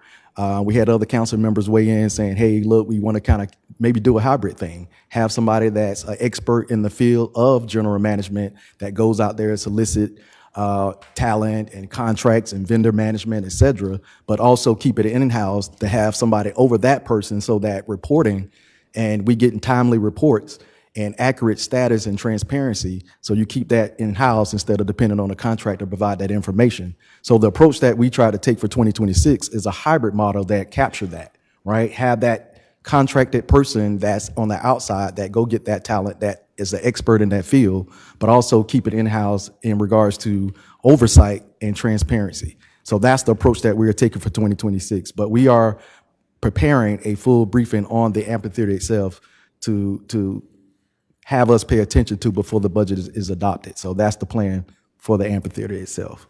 But everything else regarding, I know you hit a lot on about the positions, but that definitely in your book, every job description that we added is in there to include the payout, the pay scales, everything that you asked for is inside the book.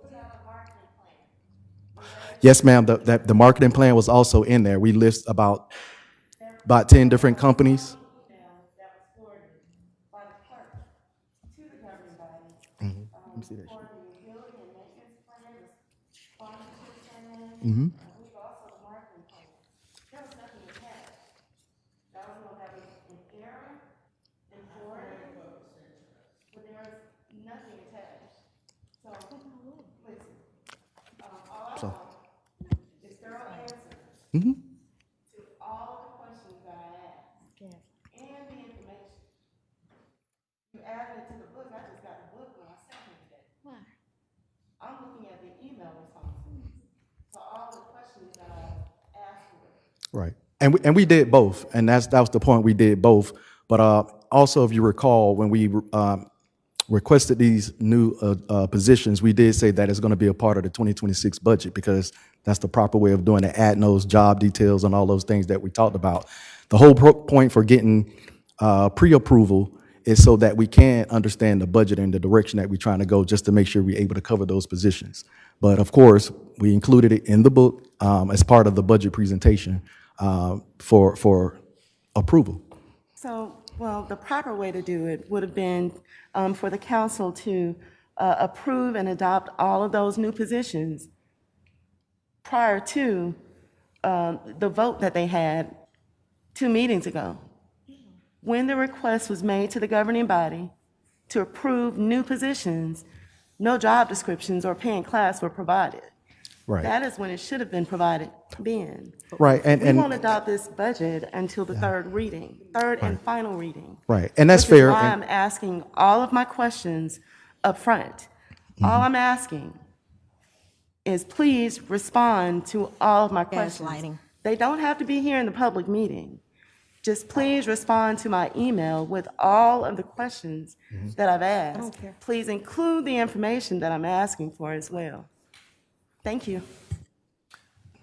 All right, stand by a second. Miss Vanessa, you said something earlier, I didn't hear you, in reference to the correspondence here. What was that? Forwarded to the clerk's office, and I immediately forwarded it to the governing body. So whatever was attached is what was sent out. Okay. All right, thank you. Was there anything attached? There were attachments, but I forwarded what was forwarded to the clerk's office. So whatever you received is what was sent to the clerk's office. Okay, so I'm asking Mr. Malazi and Mr. Edmondson, my requests are to you. Why are you sending it to her? Send it to me. Please respond to me and my emails, my questions, so that there is no confusion. Please. Thank you. I'll have to interject here. I would assume that happened because that needed to go into the books for this evening's presentation for everybody. It's my assumption on that. But anyway, Ms. Gann, go ahead, please. Mayor, thank you. I do have some concerns. I have some concerns because, once again, the information was given to us. It was emailed to us as well as in our book. And I don't want us wasting our time or being gaslighted on certain topics. Enough is enough. We need to either meet. I scheduled some time and met with Mr. Malazi and Mr. Edmondson and went over the budget. And I still have some questions, and I'm going to meet with you again. But I'm not going to gaslight you into thinking that you did something wrong when you provided us with the documentation and the descriptions, the job descriptions, and the layout is right here in the book, black and white. And I'll leave it out for any of the constituents who want to see it. When I go in executive session, I'll pull it so you can look over it if you want to. Every job description and every layout of the budget. And I think that's unfair. I think it's unfair to constantly target or label staff or pinpoint or point at staff like they're not doing their job when they are. It's only been a Councilwoman Gann, if you repeat. have- I'm sorry, I'm talking. Okay, are you And addressing it's your only question been to a me? repeat. If you are addressing It's only your point been a to me, repeat. I will Ms. Barber, let her respond. finish It's her comment. only She been a interrupted I you. will respond. Let her finish her comment. It has been constantly repetitive, and we had this budget review last week. And so my concern is that we take the time out to ask those questions. Councilwoman did send us those list of questions and say she was, for the record. Those were responded to in a timely manner because they're clearly in our book. And we did have, and to answer a question, so you won't be gaslighted again, yes, we had attachments to the agenda items. It's not appropriate and it's unacceptable to continue to say the house is on fire when it's not. Because that picture is being painted as if somebody's doing something manipulative, and it's not. I came in here, when we sat down, I had no clue that we needed to do executive session at the beginning of the meeting like anybody else. And just like Councilman Alexander or anybody else, we are going based off of the people that we hire and the instructions and directions we're given. Now, there are some additional questions I will ask you in regards to the amphitheater or whatever the case may be. This is the second reading. We've had these discussions, and I respect that, but I expect for us to respect and not try to look and downplay our staff in the public when they've done their job, and your job is to simply read. fundamental. And I've done it, this has happened more than once. And I'm done with it.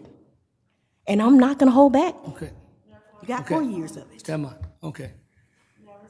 But stand by before you do it. Before I do that, you'll get, okay. Did you have any other comments before we go further? Yeah, let me just say You'll get your this. opportunity in a second. Go ahead. And certainly, I appreciate the work that you put in. I appreciate the work that the previous Mr. Knighton put in. See, this is what happens. This is serious business what we're doing. I don't understand why this is a joke. This is serious business what we're doing here. It's always serious business. It's serious business that we handle business in a professional manner and that we treat staff with the utmost respect.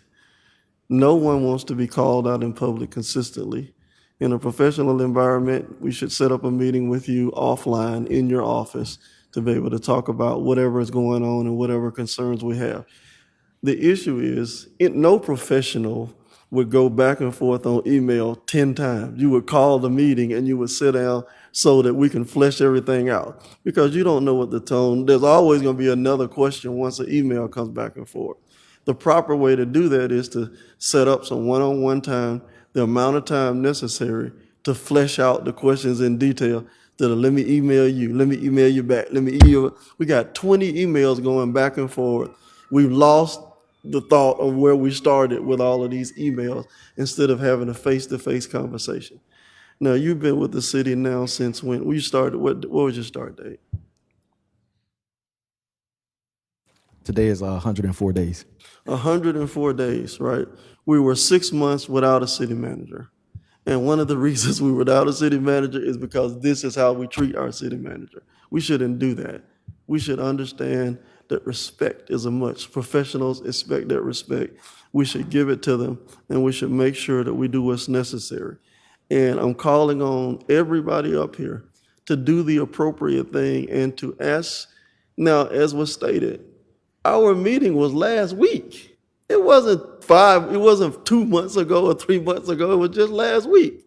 So it's not unreasonable that the answers took time. If you have 25 or 30 questions, it's gonna take time to do the research and to flesh everything out to get you an answer. 7 days is not bad. I've been doing this job for 10 years. And getting the answer to 35 questions in 10 days, 7 days is not unreasonable. It is playing it out to be that way, but it's not unreasonable. And let me say this again. I have a vote of confidence in you, Mr. Edmondson, you, Mr. Malazzi, and all of our staff members who are doing a great job because you operate under a tremendous amount of unnecessary stress. Because instead of members coming to you before the meeting with common courtesy and respect and requesting the information that could be brought to you and then giving you the appropriate time to respond, I don't even know how I would respond to 35 questions at one time. On a via email, how do I respond to that without coming to the meeting and sitting down in the room with you and fleshing all of that out? All of us up here, we are professionals, and that's what we would all do.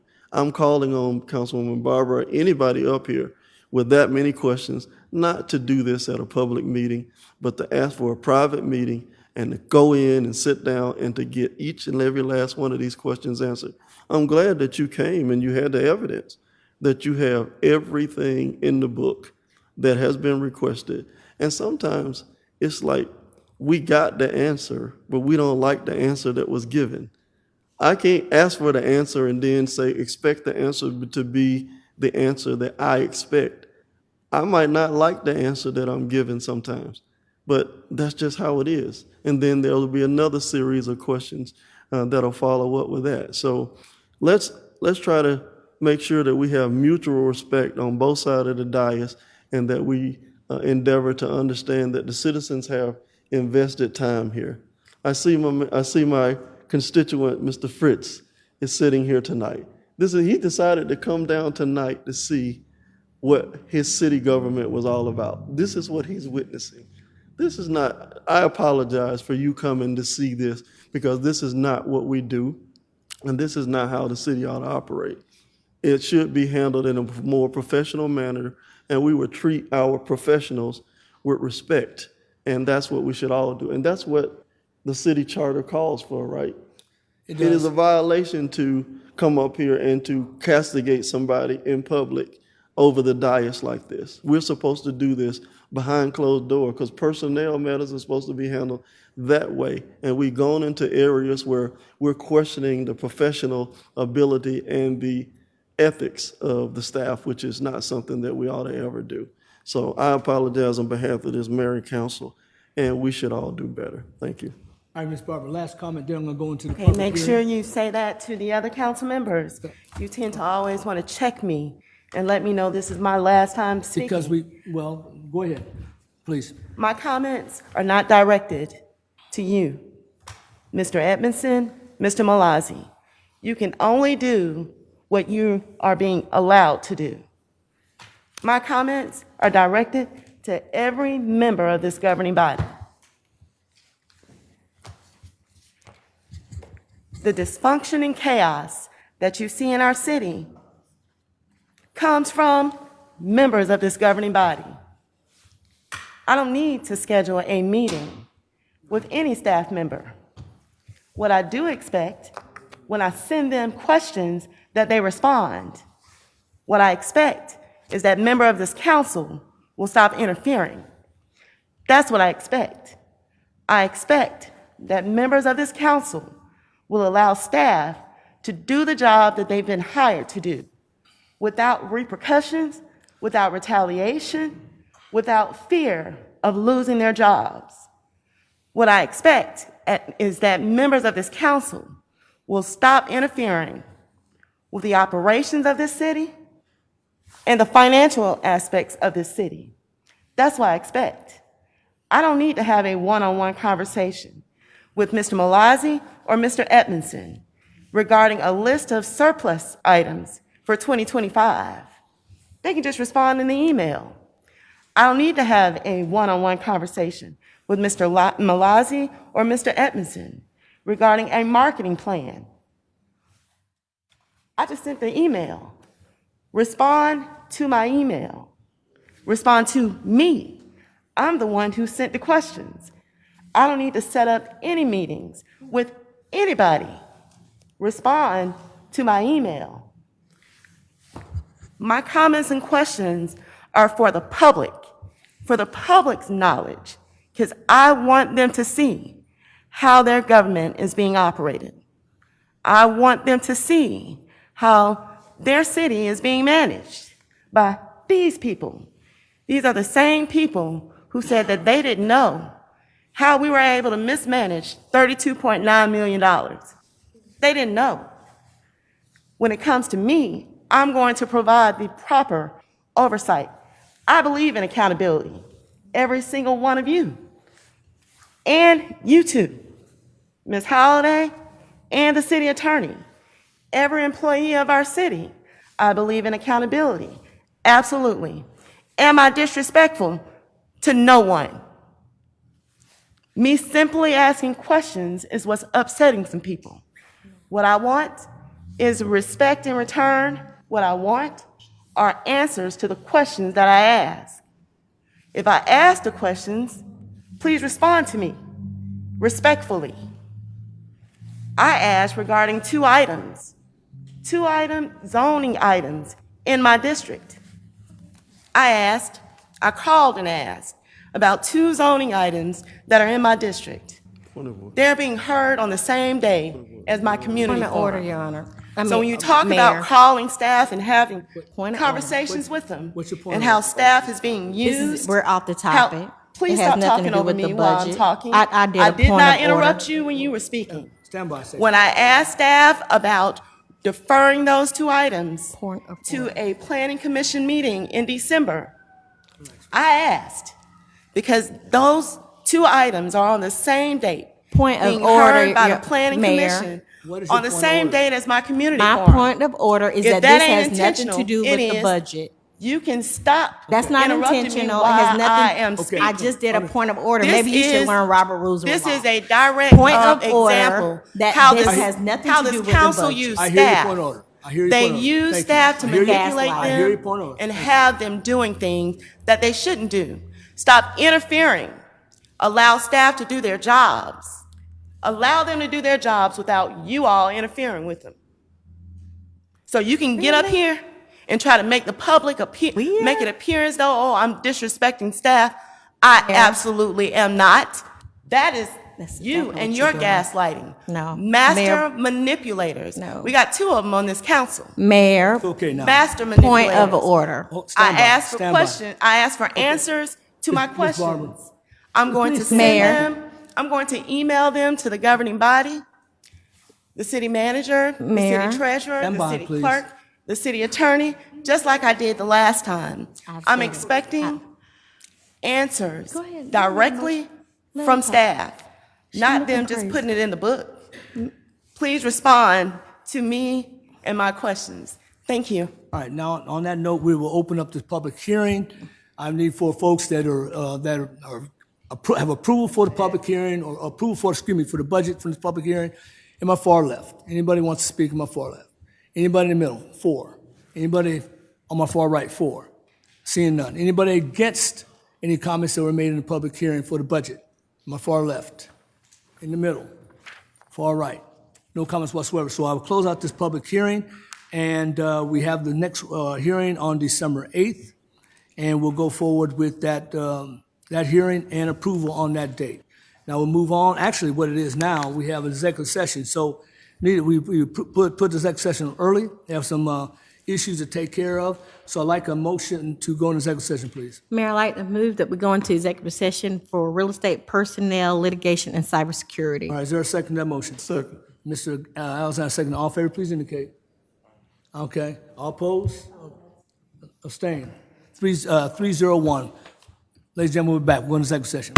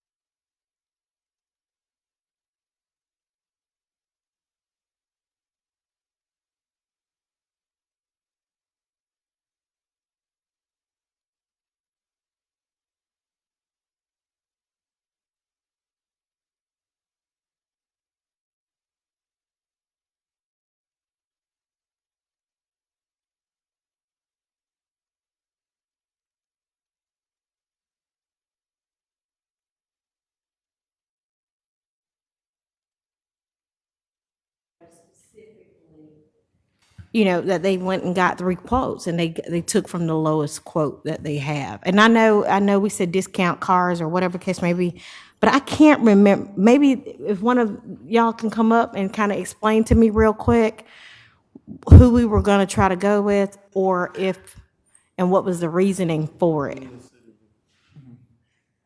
And just say, I would just say, if you want to, what language do you want about the 3 quotes? Do you want the 3 quotes housed within the department or city manager? Just like we normally have always had the 3 quotes, because it's not so special that other people couldn't operate on it.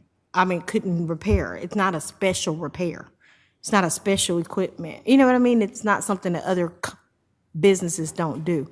So can you tell me why we were going with a particular business? So there's a distinction between general maintenance and repairs. So general maintenance, I'm taking the vehicle into a shop, maybe it needs new tires, maybe it needs new wiper blades, internal and external cabin filter, air filters, fluids, that sort of thing.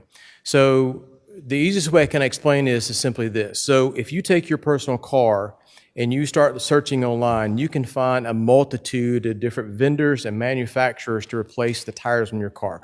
There are only 4 approved manufacturers for pursuit-rated tires in the entire United States of America. So the only distinction really between those two, for example, we were primarily using Legacy Ford. So in order to be good stewards of the taxpayers' money, we started seeking out to see if there was a lower price for those only 4 pursuit-rated tires. Currently, unless we start buying in a huge bulk, because where I came from, in a county municipality, they're able to buy in much larger quantities, and they're able to get cheaper pricing, obviously. So with us, Discount Tire, not by much, was able to beat that price by $12 over the dealership. And the requirement is for them to maintain those tires at any given time. Currently, the deal that we have with Discount Tire is they come to our facility once every 2 weeks. There is no additional charge for that. And at that time, any vehicle that needs tires changed, any tires that we may have been changed overnight that are now spares that are flat, any oil changes that we need, they do that on our facility, which greatly speeds up the responses and getting those vehicles back into service. The problem with getting quotes is a lot of times we'll get the first quote, we'll get the second quote, but sometimes we may be waiting days or weeks to get that third quote. Unfortunately, companies are not as responsive as they once were, as we have found with the supply chain. So it becomes very difficult for staff to, every time we need a tire, every time we need an air filter, every time we need a wiper blade, to go out and get 3 quotes for all of this. It's just not feasible for staff to be able to do this. So that's the reason we seek out those. And a lot of the facilities that we're now using are also part of Sourcewell. So we have guaranteed pricing on that as well. But when we get those pricings, those fee schedules, we have on ourselves for the police department, we've been getting those annual to make sure that they stay up to date. So to make sure that we're getting that fair and best pricing across the board. Okay. Is this something we do temporarily and then put it up for bid? I'm just trying to figure out what's the specialty in it. So after researching it, this is not the norm. To answer your question, we did put out a bid. We had 3 responders. 2 of them were dealerships, which puts us in no better position than we currently were. And the third one was a diesel trailer mechanic up in Lake City. Those were the only 3 respondents, and we left that bid out for over 30 days. Okay. Okay. So any other questions? So otherwise, so you're making a recommendation, or we're going to leave it as it is? Well, my concern is still, we do this and we're setting an example of going, this is general maintenance, right? This is just replacing tires. This is doing certain things. And I love the fact that they are coming to you. Everybody's not going to do that. So to me, that's special and unique that they're willing to come and do the maintenance right on the spot. But my concern is that fair and reasonable Like, are we making a way to bend? Does that make? Are we making a way of bending the process to get who we want? And not necessarily that's the case, specifically if they're coming to the police precinct and no one else is doing that. Now, Well, obviously, our primary focus they're- was to focus on businesses here in the Stockbridge. I understand. Grease Monkey was one of those, and Discount Tire on Hudson Bridge was the other one. So we try to focus those general repairs within the city. Unfortunately, as far as major repairs, really, the dealerships are only the primary ones that are capable of doing what we're doing and being responsive in the time that we need them back. We could go to a local ma and pa shop, but unfortunately, our car is going to sit there for weeks on end, and we unfortunately just don't have that time to wait on that car. And the dealership was $12 more than the service at Discount Tires, correct? But Discount Tires was offering, in addition to that, mobility. Correct. And the other locations weren't. Is that the? Other dealerships offer that service, but they charge for that service. Okay. Discount Tire, as long as if you have so many vehicles that you're going to be servicing, they provide that service free of charge. And are we putting them on a contract? We currently do not have a contract. That was one of the main purposes of making this an exception to the procurement rule. I don't know. Okay. All right. Any other questions about this? If not, then I need a motion to go ahead and approve this then. Is there a motion? Yeah. Go right ahead, please. This is in the city. The District 5 Discount Tire is located in the city. Yes, sir, that's correct. That was one of the things. And then as far as our procurement process goes, that we passed several years ago, they get additional points for being a local business in the city. I would believe. I don't know, Mr. Washington, you might have that, but when we passed our procurement policy several years ago, there were scores, and one of the score bases was if they were in the city or they were a local business, they would be granted some additional points. So the idea that the business they're actually coming here, they're doing that free of charge, and that they're getting these vehicles up and running, to me, that's an exceptional circumstance. So I make a motion for approval. Is there a second to the motion? Mr. Barrett, second. All in favor, please indicate. That's exceptional. Okay, it's a unanimous decision. Thank you very much. Appreciate you. All right, new business. Council consideration to approve the Stockbridge Citizens Police Advisory Council policy to be amended with respect to member terms. Chief Tremor, please. Good evening, Mayor and Council. Evening, sir. I have here with me Dr. Thomas Smith, who serves as the chairperson for the Stockbridge Police Advisory Council. I just wanted to apprise the council that these recommended changes are not changes that I recommended. These are changes that were recommended by the council, and they were voted on during a regular council meeting. And the minutes of the approval of these items were submitted to legal in accordance with the policies outlined through the city. There are 4 substantive changes. You all have those within your budget book. There's a strike-through portion there where you can see the changes in red. And essentially, the major changes is that the council wanted to extend the terms. Currently, you can only serve for 2 years. They wanted to extend it to allow 2 consecutive terms so that council members could serve for a total of 4 years on the council. The second requested change was that the council had voted on making it a requirement for any member of the advisory council to have to go through the Citizens Police Academy within 6 months of being appointed to their position. The fourth was that they changed the time of the meetings from 6 o'clock to 6:30.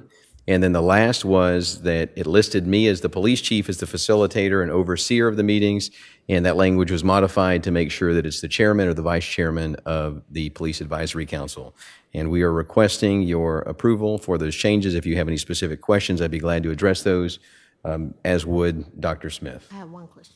Go right, please. Just one. The academy class, you're not required to, like, now. So for instance, my appointee, I don't know if she went to the class or not, but if she did not, you're not making her required, I mean, she's already grandfathered in, correct? You're it not says making them all required newly- to take, it's the newly duly appointed, correct? Not correct. those that are already on your own cap. That's correct. The language says all newly appointed members of the advisory So council. current people are grandfathered in a sense, I guess you may But say. I'm going to say this. Okay. I'm not sure I'm okay with that. They want to serve, let them serve. They might not have to go to the police academy. They just serving their objective eyes to do what they want to do. And certainly if they choose to do so, I'm okay with that. But forcing them to go to the academy, I don't know about that. And certainly some of the people have not already been to that. Grandfather them in, yeah, but is it fair to the new members that the original members didn't have to go? And certainly I understand the value of it, but people are busy. They might not have the time to devote to the class, but they would certainly be able to serve admirably, as we've had people be able to serve without going to the academy. So I'm okay with the other three, but that particular provision, it puts, if I'm somebody who might not be as mobile, might not have transportation to get to all of those classes, I might not be able to do that.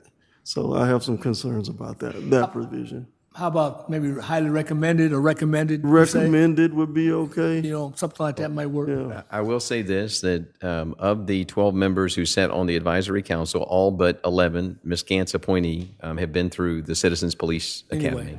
Anyway. Dr. Smith here can speak specifically. All of the members, with the exception of Ms. Reese, who was the nominee by Ms. Gant, had voted that this was something they thought was valuable. They've all been through this program, and they stipulated that it's difficult for people to weigh in on decisions and to have an understanding of how the police department operates if you don't know the particulars of the police department. So again, I think Dr. Smith would be the best to speak to that, because this, again, was not my recommendation. This was a recommendation of the council. Yes, and Councilman Alexander. Yes. The academy, what we're finding is the academy is going on tonight, that the people that are coming to the academy, they really want to be involved. They want to learn more about the police department and how they can interact in community relationships with community policing. So we as a committee, and Mr. Alexander, yeah, I agree with you. But yet we determined and we found out that by having a better understanding of Stockbridge Police Department and the ins and the outs, that helped us as volunteer citizens of Stockbridge who want to see our city improve and be better. We had a better understanding of what was going on, and that allowed us to interact with the police department, interact with the chief, and give our advice and suggestions as we saw things, because now we have a better understanding of how things work. And while I agree with you, we found the better way if we are all involved with it. So we thought any new people coming in would be interested in being a part, they should take it. And what we're discovering is that the people who are taking the academy, they're stepping up and saying when the time comes, yeah, we'd like to be a part, because we now have an understanding of what the police department is, how it works and how it functions, and we feel that we can be a better volunteer. And for all of us that are on the committee, from the original, the same thing, once we took the police academy, we found that was true even for us. So I certainly understand that, but there's something to be said that somebody comes in with just a clean set of eyes. That's it. I don't know a lot about it.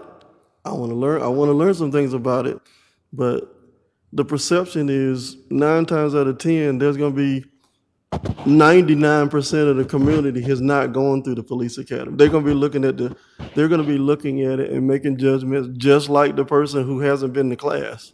Now, when something happens or something goes down in the community, they're not going to have the access to the Citizens Police Academy training. They're going to be making the same judgments that person is going to be making without the training. So I want my representative attached to the community, and I want to say this, I don't want them to have too much access, because I don't want them to take on the mantra of what the official statement. I want them to have a completely unbiased statement from the outside to be able to look at it and make a decision like that. I understand the value of them understanding the way that things are done inside the department and maybe the department's message that you want to be out to the community, but that's not how it's going to be received when something happens. So I understand the rationale behind it.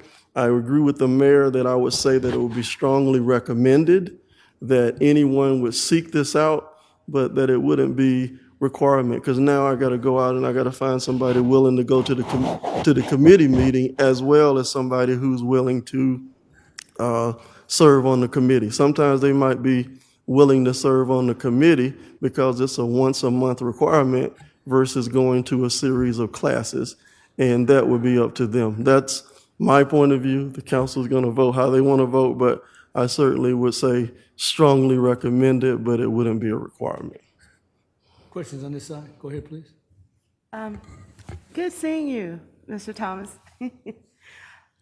He and I went through the Citizens Police Academy. We were the inaugural class for the Citizens Police Academy. I strongly support all community members' participation in the Citizens Police Academy. Why? Because you learn the operations of our police department and its uniqueness. I know with all of the other boards, council just pretty much anyone who wants to submit an application to serve on one of the boards, we just normally approve them. But there are certain committees and boards we want to make sure that people are informed, educated, and really understands the function of the board. I wouldn't want someone to just want to serve on CPAC without knowing that our police department doesn't provide animal control services. I wouldn't want someone to be appointed to CPAC without knowing that our police department doesn't provide 911 service. Those are basic responsibilities that anyone who goes through the CPAC or the 6-week, 8-week course, you'll learn all of that.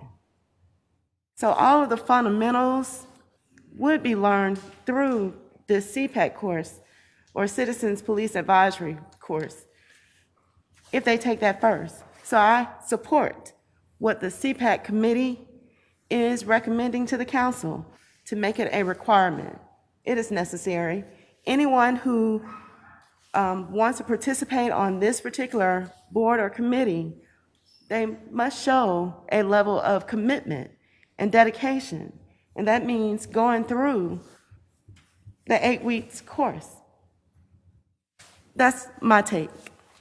And if there's no other questions, comments, I'll make a motion to approve, sir.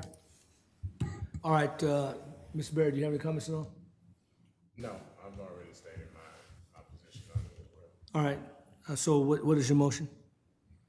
My motion is to approve the recommendation from Mr. Thomas of the Stockbridge Citizens Police Advisory Council policy as amended and recommended by him with respect to member terms and all of the other conditions that they recommended. Okay, is there a second to that motion? Mr. Barry, second the motion. All in favor, please indicate. All opposed? Okay, 3-1, motion passed. Thank you, gentlemen, appreciate it. Thank you. Thank you. Thank you very much. Okay, council consideration to approve this, oh, excuse me, back up. We already did that one. It's 3-1. First reading, council consideration to approve FY 2025 budget amendment ordinance. Mr. Malazzi, please.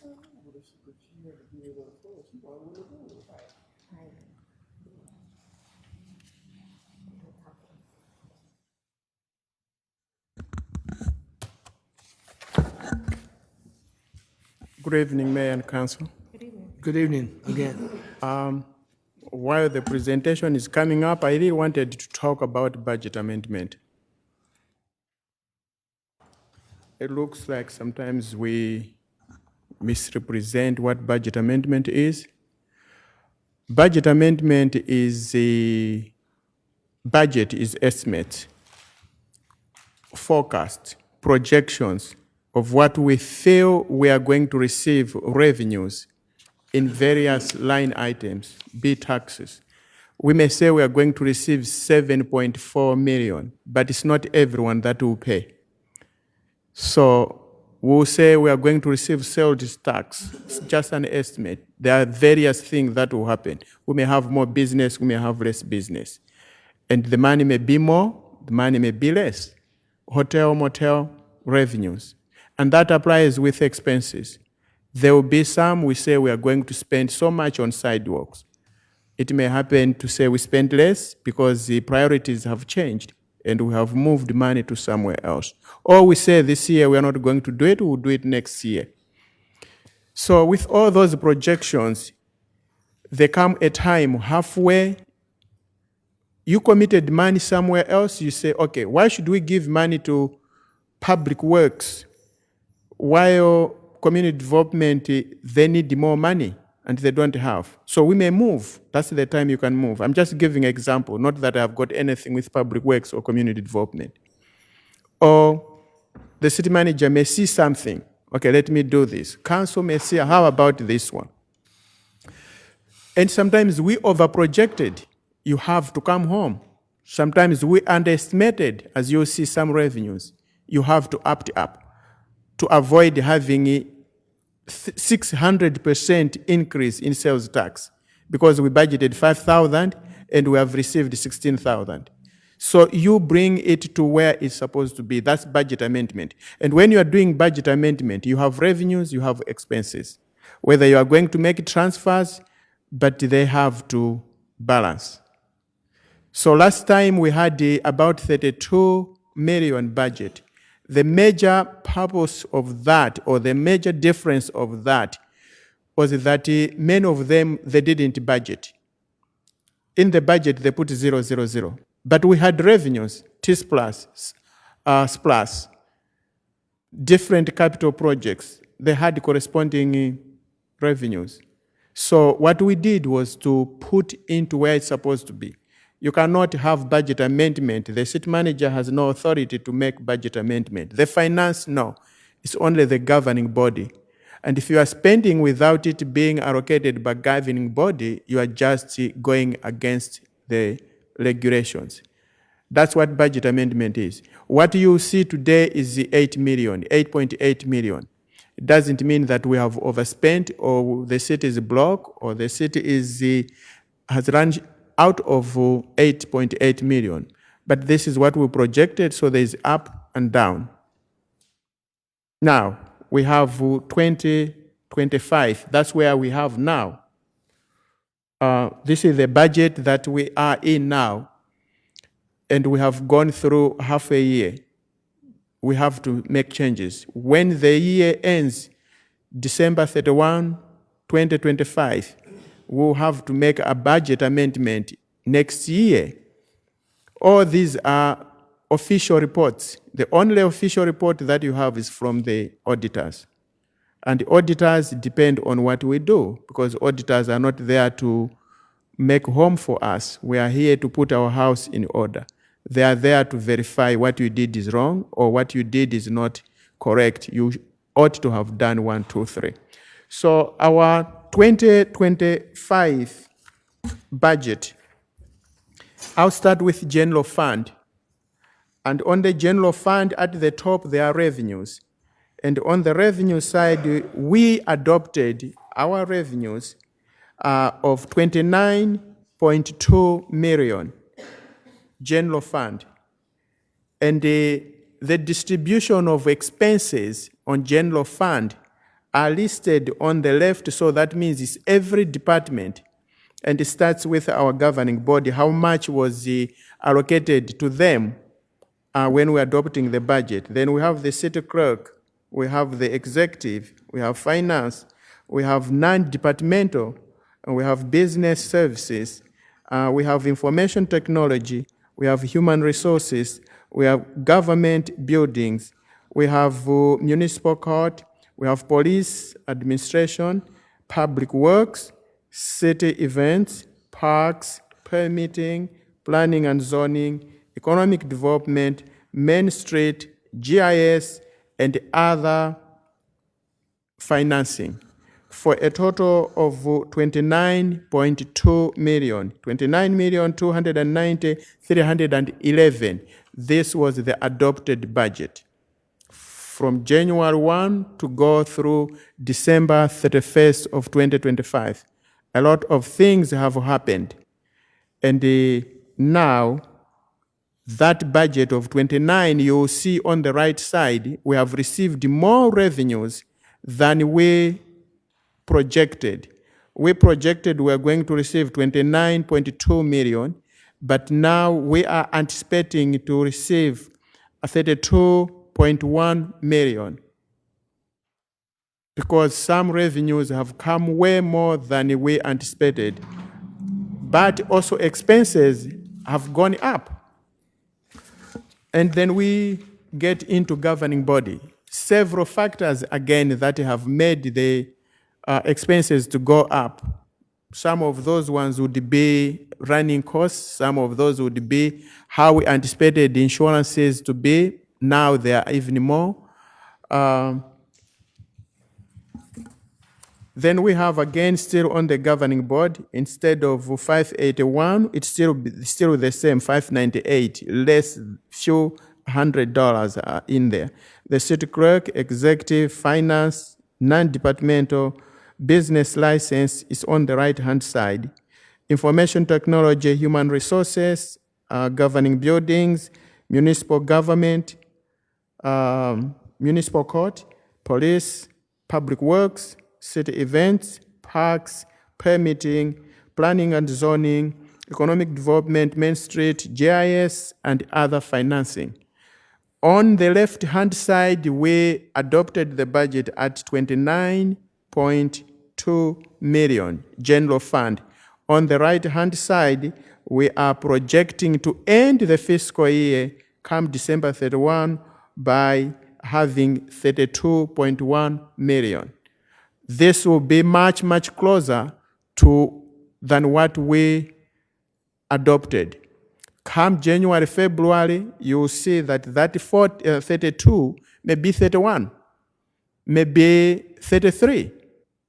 So all is projection, but we want to go as close as possible.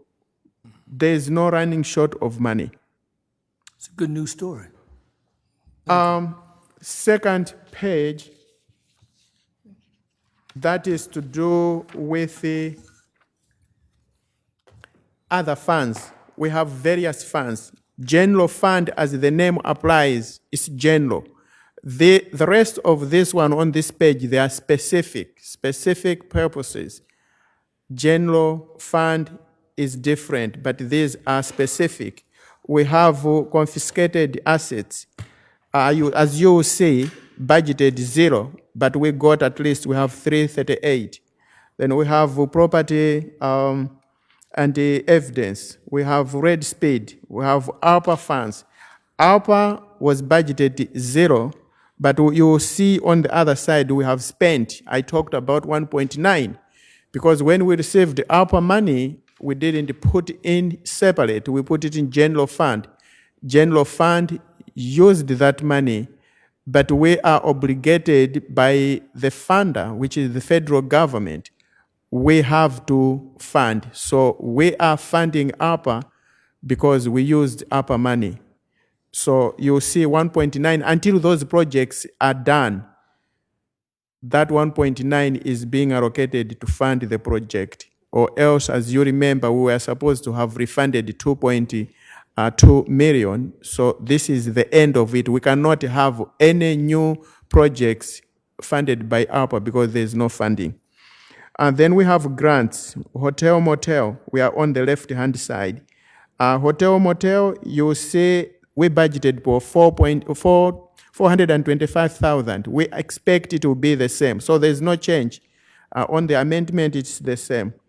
We have SPLUS 5, we have SPLUS 6, we have TIS Plus, urban development, that is to do with the loan funding. Citywide projects, you'll see that we didn't budget anything and there's no amendment. So it's 0 this side, 0 this side. DDA, Citywide Development Authority, Public Facility, the one that we are talking about, that's where there is that of our 14 million, but here we are budgeting how much are we expecting to pay in debt. So that's the one that you are seeing, 4 million, and we're expecting to spend the 4 million until the debt changes. Impact fees, we budgeted nothing, but we have already received 1 million. Cemetery, that's 10,000. There will be no change, 10,000, but there will be a change in 2026 because there will be some developments that will take. Then water, sewer, stormwater, sanitation, conference center, and amphitheater. We adopted our 2025 other funds, that is the 64, and we are, that's 34, and we're expecting to have 40. Some we didn't budget. As you have seen, some they are zeros. That's where you have 34 million. But including everything on the right-hand side, we have that 40 million. That's what we're expecting to have. So in either way, there is revenue. And the last one is the summary of general fund and other funds. General fund is the one that you have already seen, is 32.1 million. Then the rest of those ones is just a repetition of where we are just coming the previous page. At the bottom of it, there is a grand total that is for general fund plus other funds at 72.5 million, all funds. But we adopted the budget at 63 million. So it's what we feel that we have captured everything, revenues and expenses, less what we adopted. Then the difference is that 8.8 million. Not that that's a shortfall or that's the running out of funds, but that's the difference that we projected when we adopted the budget and what we expect to happen by end of this fiscal year. I will entertain any question or comments that you may have on our 2025 budget amendment, and the final one will be there next year after we close the year. It's advisable at least to have 2 budget amendments, but you can have as many times as you may have, depending on changes. Questions? I do. Go right ahead, please. Thank you, Mr. Malazzi. I won't be supporting this budget amendment, as you already know, because I think my councilmates are being very irresponsible when it comes to this amphitheater. Once again, the amphitheater budget has been overspent. Given the fact that the governing body knew about the mismanagement of $32.9 million. I know that the budget amendment that you're presenting to us encompasses a lot of accounts. You just threw in the amphitheater as well. I would prefer these budget amendments be presented to the council at least quarterly and by departments. Some of these items on here I support, but absolutely not the overspending of the amphitheater. I've been very consistent in my message. When I supported and approved adopting a millage rate, I said no tax dollars, none of the millage rate that is collected would be used to fund free events in the amphitheater. I believe that's exactly what's being used to fund this amphitheater. No marketing plan, no sponsorship plan, or maintenance plan was in the packet. I know either you or Mr. Edmondson said it was in our binders. It's not, nor was it sent to us via email. There's a reason why I'm asking these questions. I want to make sure that I am fully aware of how our government is being operated and how responsible we should be to the taxpayers, but we're not. We're constantly overspending. I want to see at least one solid budget in which this governing body adheres to the budget and not allow the overspending. I'm not going to support this budget amendment. I understand you need the council's approval. They'll support it because they all agreed and supported the overspending of the amphitheater amidst all of the other discussions that have been had earlier this year. Thank you for your presentation, sir. And I mentioned about events that 2 employees were omitted. Without budget amendment, that means we can't end with events to pay. We can't pay. It's you who can. The city manager has no authority to move money from one department to the other. So we have to move where we underspent to where the money is needed and vice versa. About amphitheater, I think the city manager touched it a bit that he has got a plan, so that plan will come in down the line. But budget amendment is one of the most important to remain fiscal responsible. So where there is less, we move money. That's the time we move money where it's really needed. Okay. So at least quarterly, it may not be feasible, but 6 months is the standard. That's why we have mid-year budget amendment and year-end budget amendment. Having 2, in some circumstances, when there's really an event that you never expected, you have more revenues, or you have completely too much less revenues, you may make that budget amendment. 2 budget amendment, I think, is more appropriate. Well, the reason why I mention it is because we're not getting the monthly financial reports that we're supposed to be receiving. If I had those monthly financial reports, and I know there are members of the council that don't want you to send them to us, don't send it to them. The ones that don't want it, don't send it to them. Please send them to me.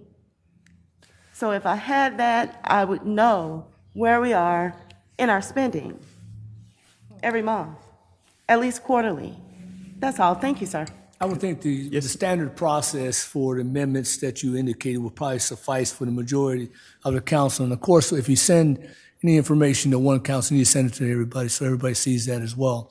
In reference to that, this is the first reading. So since it's the first reading, this is for discussion's sake. We're not going to approve this tonight initially, since it's just the first reading. So I just wanted to So clarify. the budget amendment, you don't approve budget amendment, you don't approve the budget, you approve the ordinance. So next second reading, you approve budget amendment ordinance, and you approve budget 2026 budget ordinance. Thank you, sir. Ms. Alexander, go ahead. So what happens if we don't approve this amendment? We don't correct the books?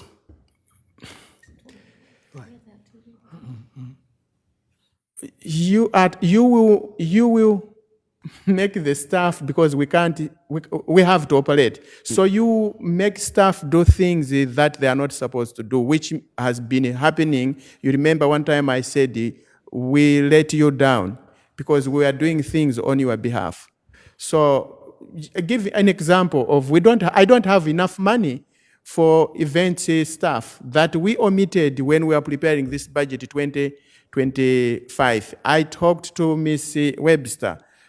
Just hold on. Like now, the only way, there's no way out. There are some departments, because of the way it is, they had to work overtime. Even though they were not budgeted, they had to spend overtime. And we have to make changes. So you can't continue non-budgeted spending. So you encourage us to spend that was not budgeted. Right. So in essence, without this budget amendment, the people would not be paid. I'm saying they wouldn't be paid out of the correct account. They would not be able to, those funds that were expended in various departments, because the city manager does not have that authority to make those transactions, then the books would be then unbalanced once again. And one of the reasons, and certainly there's no justifiable reason at why these adjustments weren't brought to us, but if you look at it and if you brought the adjustments to the council and the council say, I ain't gonna vote for it anyway, you just put yourself in a position of saying, okay, they're bringing it to us. If they'd have brought those 32.9 million in adjustments to us and we would have voted no, the books would have been screwed up anyway, right? What we did was now we corrected those adjustments that have been brought to us. Let's make something very clear.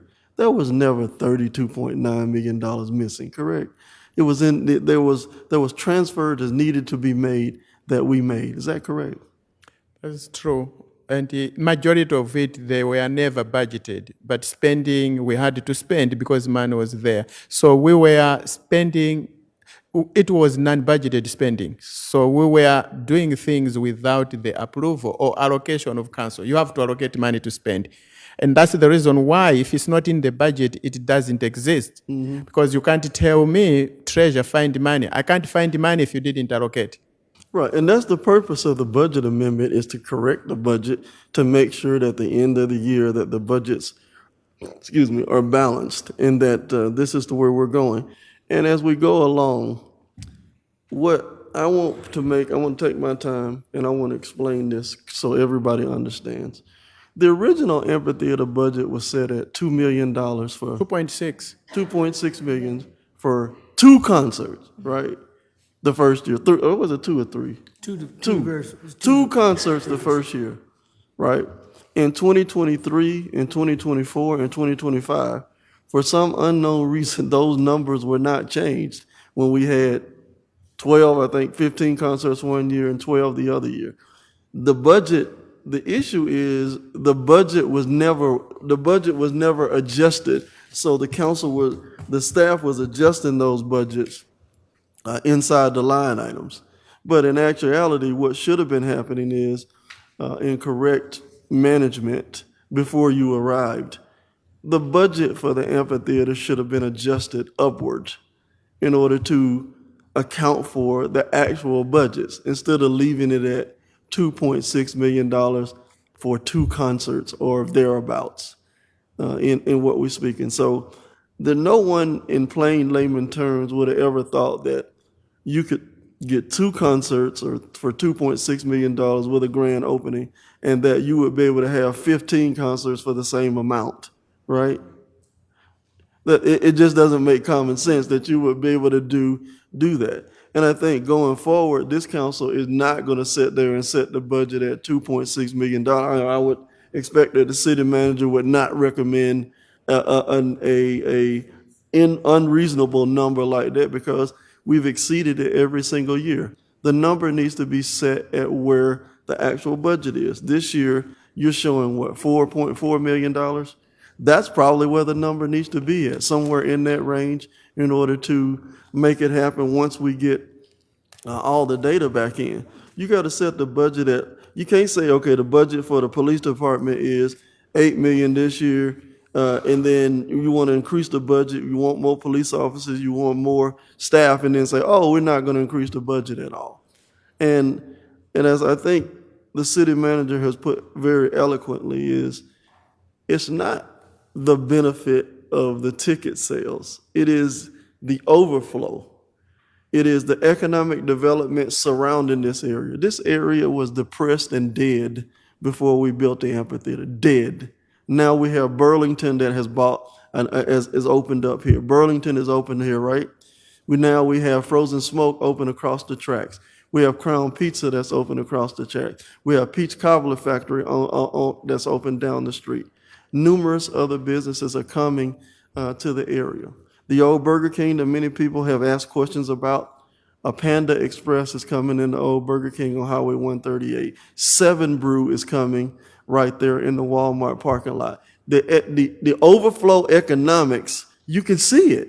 It's not that you can't see it. And the only reason those businesses are now coming is because we spent $22.5 million on the amphitheater, and that we said that we would get the economic windfall. See, you need look no farther than Truist Park in Cobb County, where they spent $740 million, but the economic windfall in the surrounding area was over $1 billion.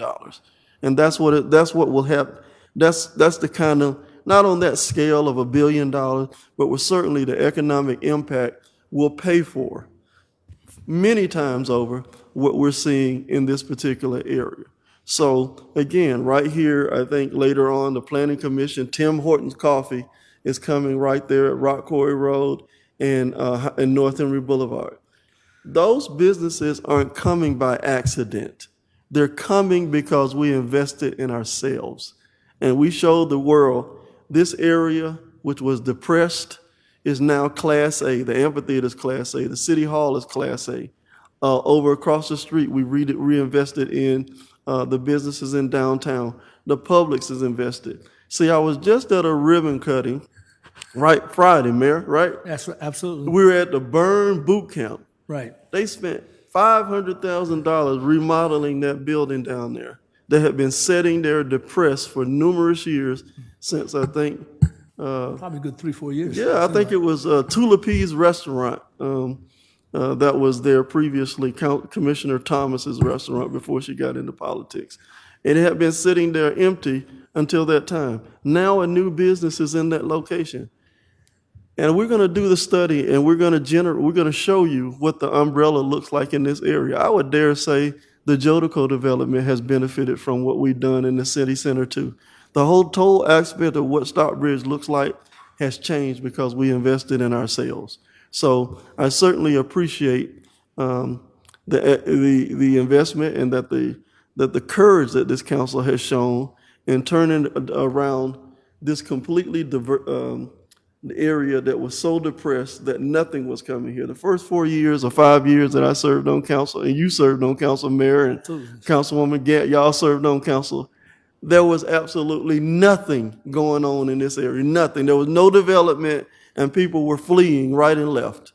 So what we've done is we've done it, we've invested in ourselves, and the windfall is showing up all over the city in different areas. And the last thing that I'm gonna point it out, we have had balanced budgets, right?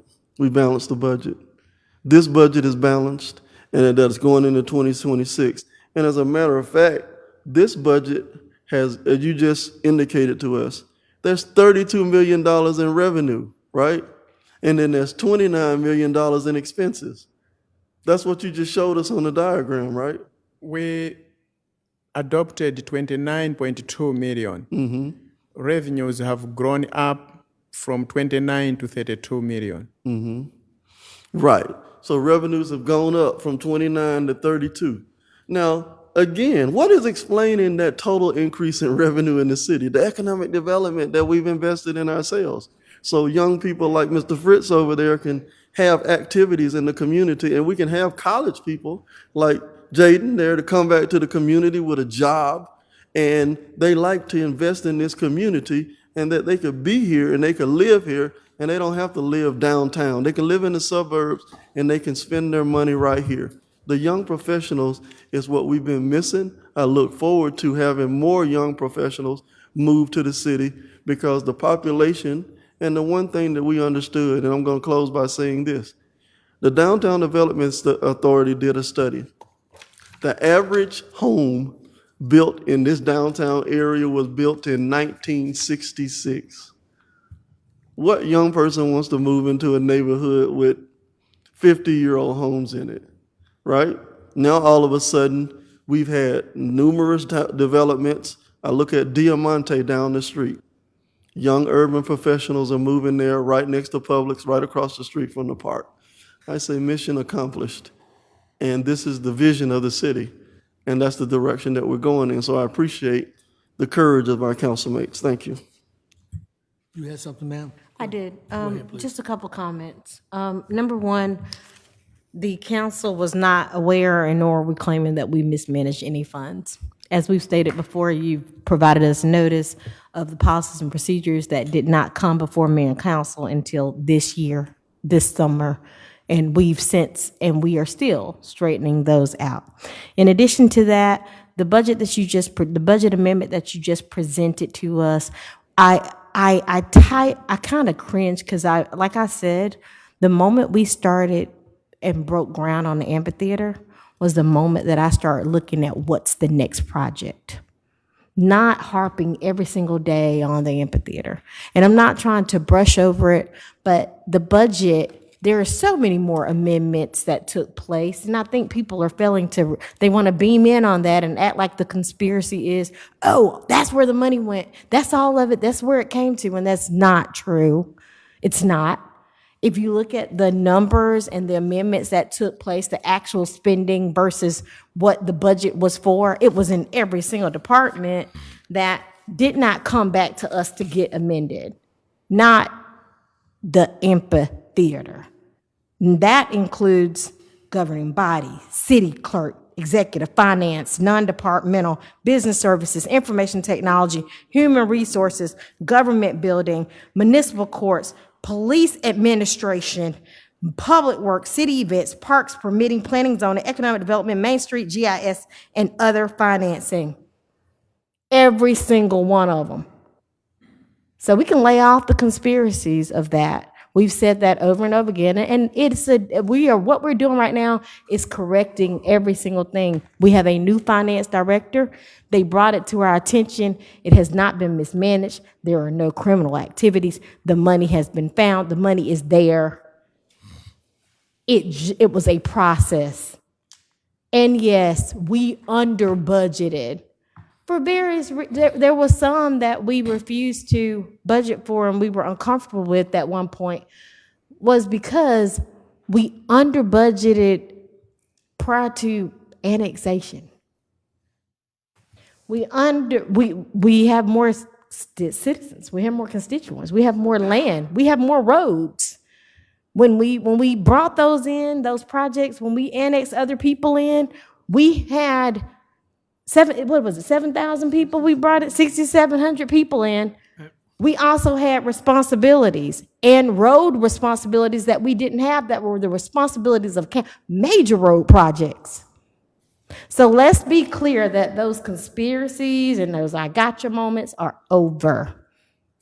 We are working to start as a team and work on a clear slate, and we're doing what we have to do to improve the budget and to focus on it. And I'm going to take heed if you say that we are to get the budget amendments, every 6 months, go revisit if we need to amend the budget. A budget is a roadmap. It may not be accurate. It's saying, hey, we think it's going to cost us this much. There's nothing wrong with going over and under the budget. We would prefer to stay under the budget. But if something happens and the projections are off, if more people moved in than we thought moved in, and we do census, we say we did 6,700, but how many other people have moved here since then? I mean, there are things and costs and expenses that occur. In addition to that, we did not budget. I hate to even bring up the amphitheater. We did not budget it accurately on the actual expenses that would occur. We're trying and we're learning, but we also, the problem is we would be irresponsible for not voting. It's irresponsible not to vote. It's irresponsible to abstain when you're not recusing yourself because you're a part of the actual thing on the item on the agenda. It's a road and a tool and a map. But it's irresponsible for us not to vote. Unless, again, there's a reason. So my comment is, no, one, we did not mismanage anything we weren't aware of. And when we were made aware of it, we began fixing it. So thank you for fixing it. And let's start 2026 off the right way. Thank you. Good comment, sir. Go ahead, please. Very quickly, campaign is over, y'all. Let's get to the business of what we need to do. We still talking about campaign-based stuff, and a lot of it is just misdirection. We have 6 more agenda items tonight that are first readings, and we got the public hearing. It's 9:00 p.m. We got one more item beyond that. When it comes to this budget and amendment, it's already been stated that it's our responsibility to make sure that we do what's right, fiscally responsible for the people of Stockbridge. Not giving us an opportunity to manage funds does not mean you mismanaged it. It just means gross negligence on the folks who did not present it to you in the first place. Having said that the new staff that is here has given us every opportunity to be transparent with us so we will know what is before us moving forward. Let's talk in unity and in unison about what we need to do for the budget for this council. We got new council members coming in less than 30 days. And frankly, I'm tired of the old narrative, and we need to move in unity and lock in step and make sure that the city of Stockbridge is moving forward. So let's start with these next 7 items we got to talk about tonight. All right. Any other comments? Make sure. Okay. This is the first reading for that, so it'll come back to us. The next item, the next item is for you, Frank. I don't know where you're going.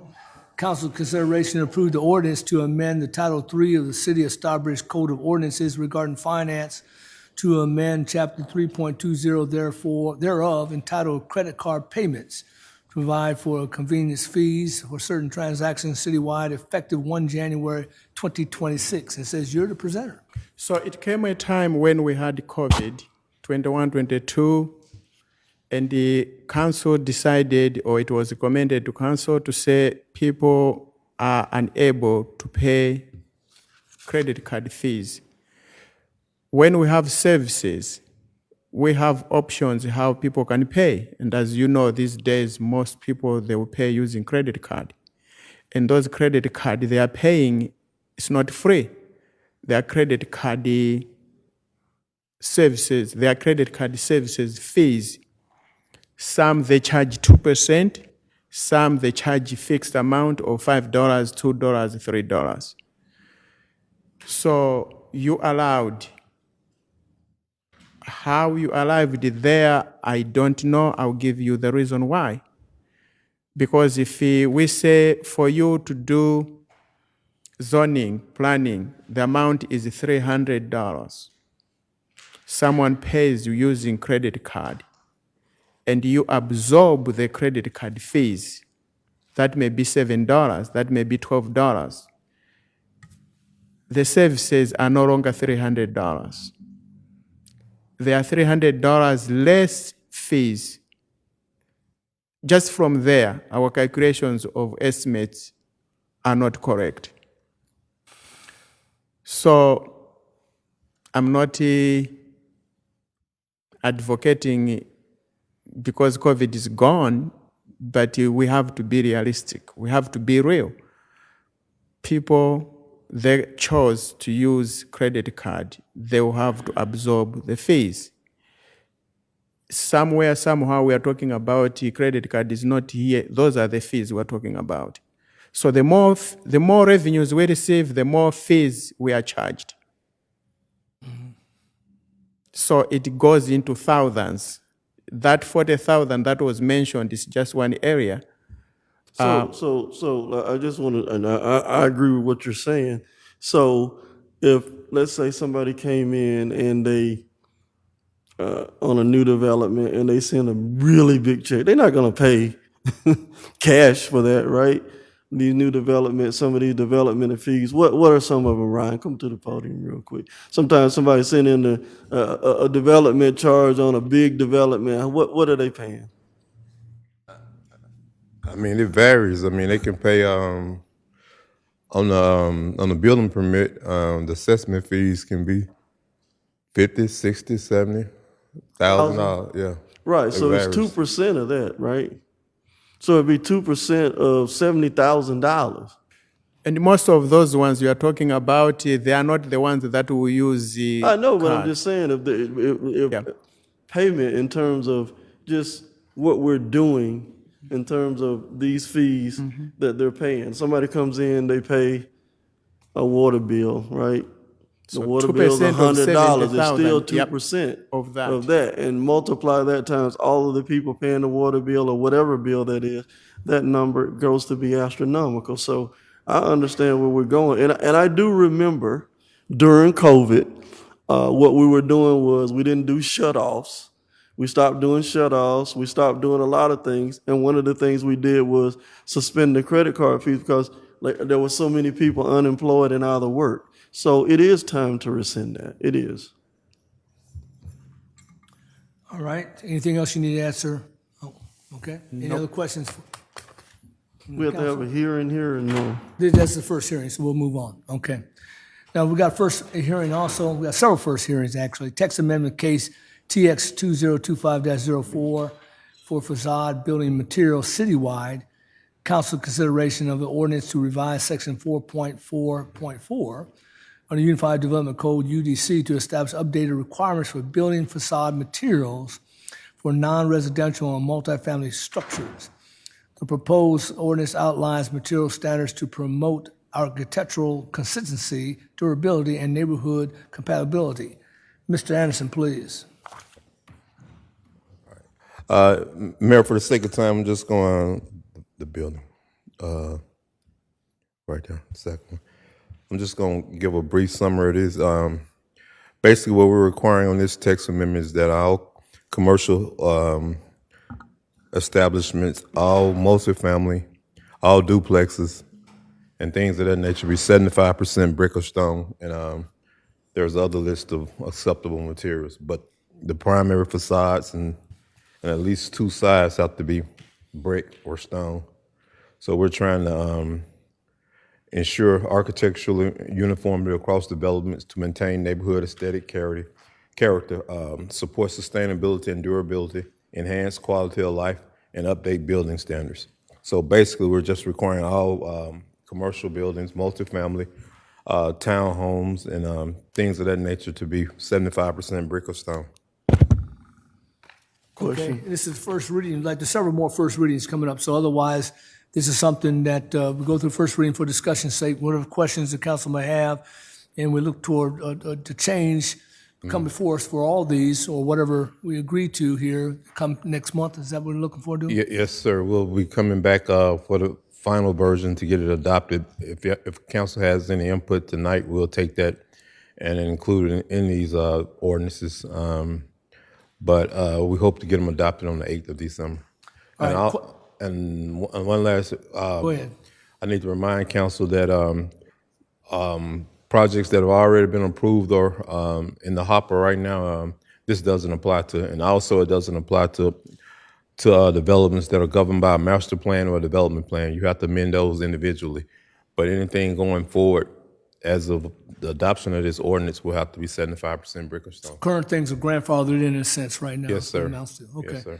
Mr. Azam, I think you said you had something, sir? I just want to say this, the jurisdiction around us, especially Henry County, you just look at some of the businesses, they built the Starbucks on Jonesboro Road. They got 100% brick. We don't get that. We don't get that because we don't require that. They jump as high as you will have them jump. And we just need to make sure that the standards are high enough that we get these quality developments. All of us can look right down the street and we can see that new storage building that's along North Henry Boulevard. It's under construction. We couldn't stop it. We didn't come to council. But if they build in the future and we can't stop it, they're not going to be able to build a metal building on our main corridor that is an eyesore. They're going to have to at least build something quality, and it's going to be representative of where we're trying to go as a city. Thank you. Any other comments right now? Okay, move on to the first reading text amendment case TX 2025-05 for two car garages citywide. Yeah. Council consideration of the ordinance to amend section 4.4.2 F2 of the Unified Development Code, UDC, to require two-car garages for all single-family homes, townhomes, and each unit within duplexes. This amendment updates to architectural standards to promote adequate off-street parking and consistent residential design. Mr. Anderson, please. Yes, this is basically, we amended this ordinance back last year in the spring, but there was a Scribner's error in the text, so we're basically correcting the Scribner's error to require two-car garages for townhomes, duplexes, and other similar type structures. The intent of the original ordinance that was adopted was for it to be two-car garages, but for some reason, there was a Scribner's error that said one-car garage. So we're just correcting an error in the code. All right. Questions, council, on this at all? No questions? Okay. We'll move on. First reading, text amendment case TX 2025-06 for the entertainment district, council districts 4 and 5. Council consideration of an ordinance to adopt Title 9, Chapter 200 of the Municipal Code of Ordinance for the city of Stockbridge to establish regulations for entertainment districts within the city. The ordinance outlines operational standards, alcohol permitting, smoking establishment requirements, enforcement provisions to support safe and vibrant public spaces. Ms. Anderson, please. Yeah, I'm gonna have Ms. Unita come up and join me on this Okay, one now. all right. But basically, we're proposing two entertainment districts in the city of Stockbridge. The current city code of ordinances states that it allows the city to have 3 entertainment districts for the first 35,000 residents, and you can add one more after you reach an additional 10,000 residents. So right now we can have 3 entertainment districts, and the 2 areas that we selected are the downtown area and Bridges of Jodico. And Unita will go over some of the rules and regulations governing our entertainment district. Welcome. Good evening, Mayor and Council. Welcome. So when the new city manager came, he wanted to also get a committee for special events. And in that committee, this is one of the it's one of the 3 ordinances that we all kind of work together to kind of develop and try to figure out some things that we can add and enhance to the city of Stockbridge. And one of them is the entertainment districts, with downtown and Jodico being 2 of the premier places for events and nightlife and things to happen and help with everything, especially with the amphitheater. That is one of the things. And one of the main things that will also come with the entertainment district is to make a lot of the businesses get clear cups. It's going to be open containers, because this is already an open container district down here. So if we go ahead and approve this, it will make it that what all businesses will have to get clear cups. It will be 16 ounces. They will have to have their label on there, and they can't have nothing but one drink come out of the business at one time. So those are some of the things that we were asking for you guys to look at and adopt, on December 8th for these 2 entertainment districts, and for us to look for another entertainment district in the future.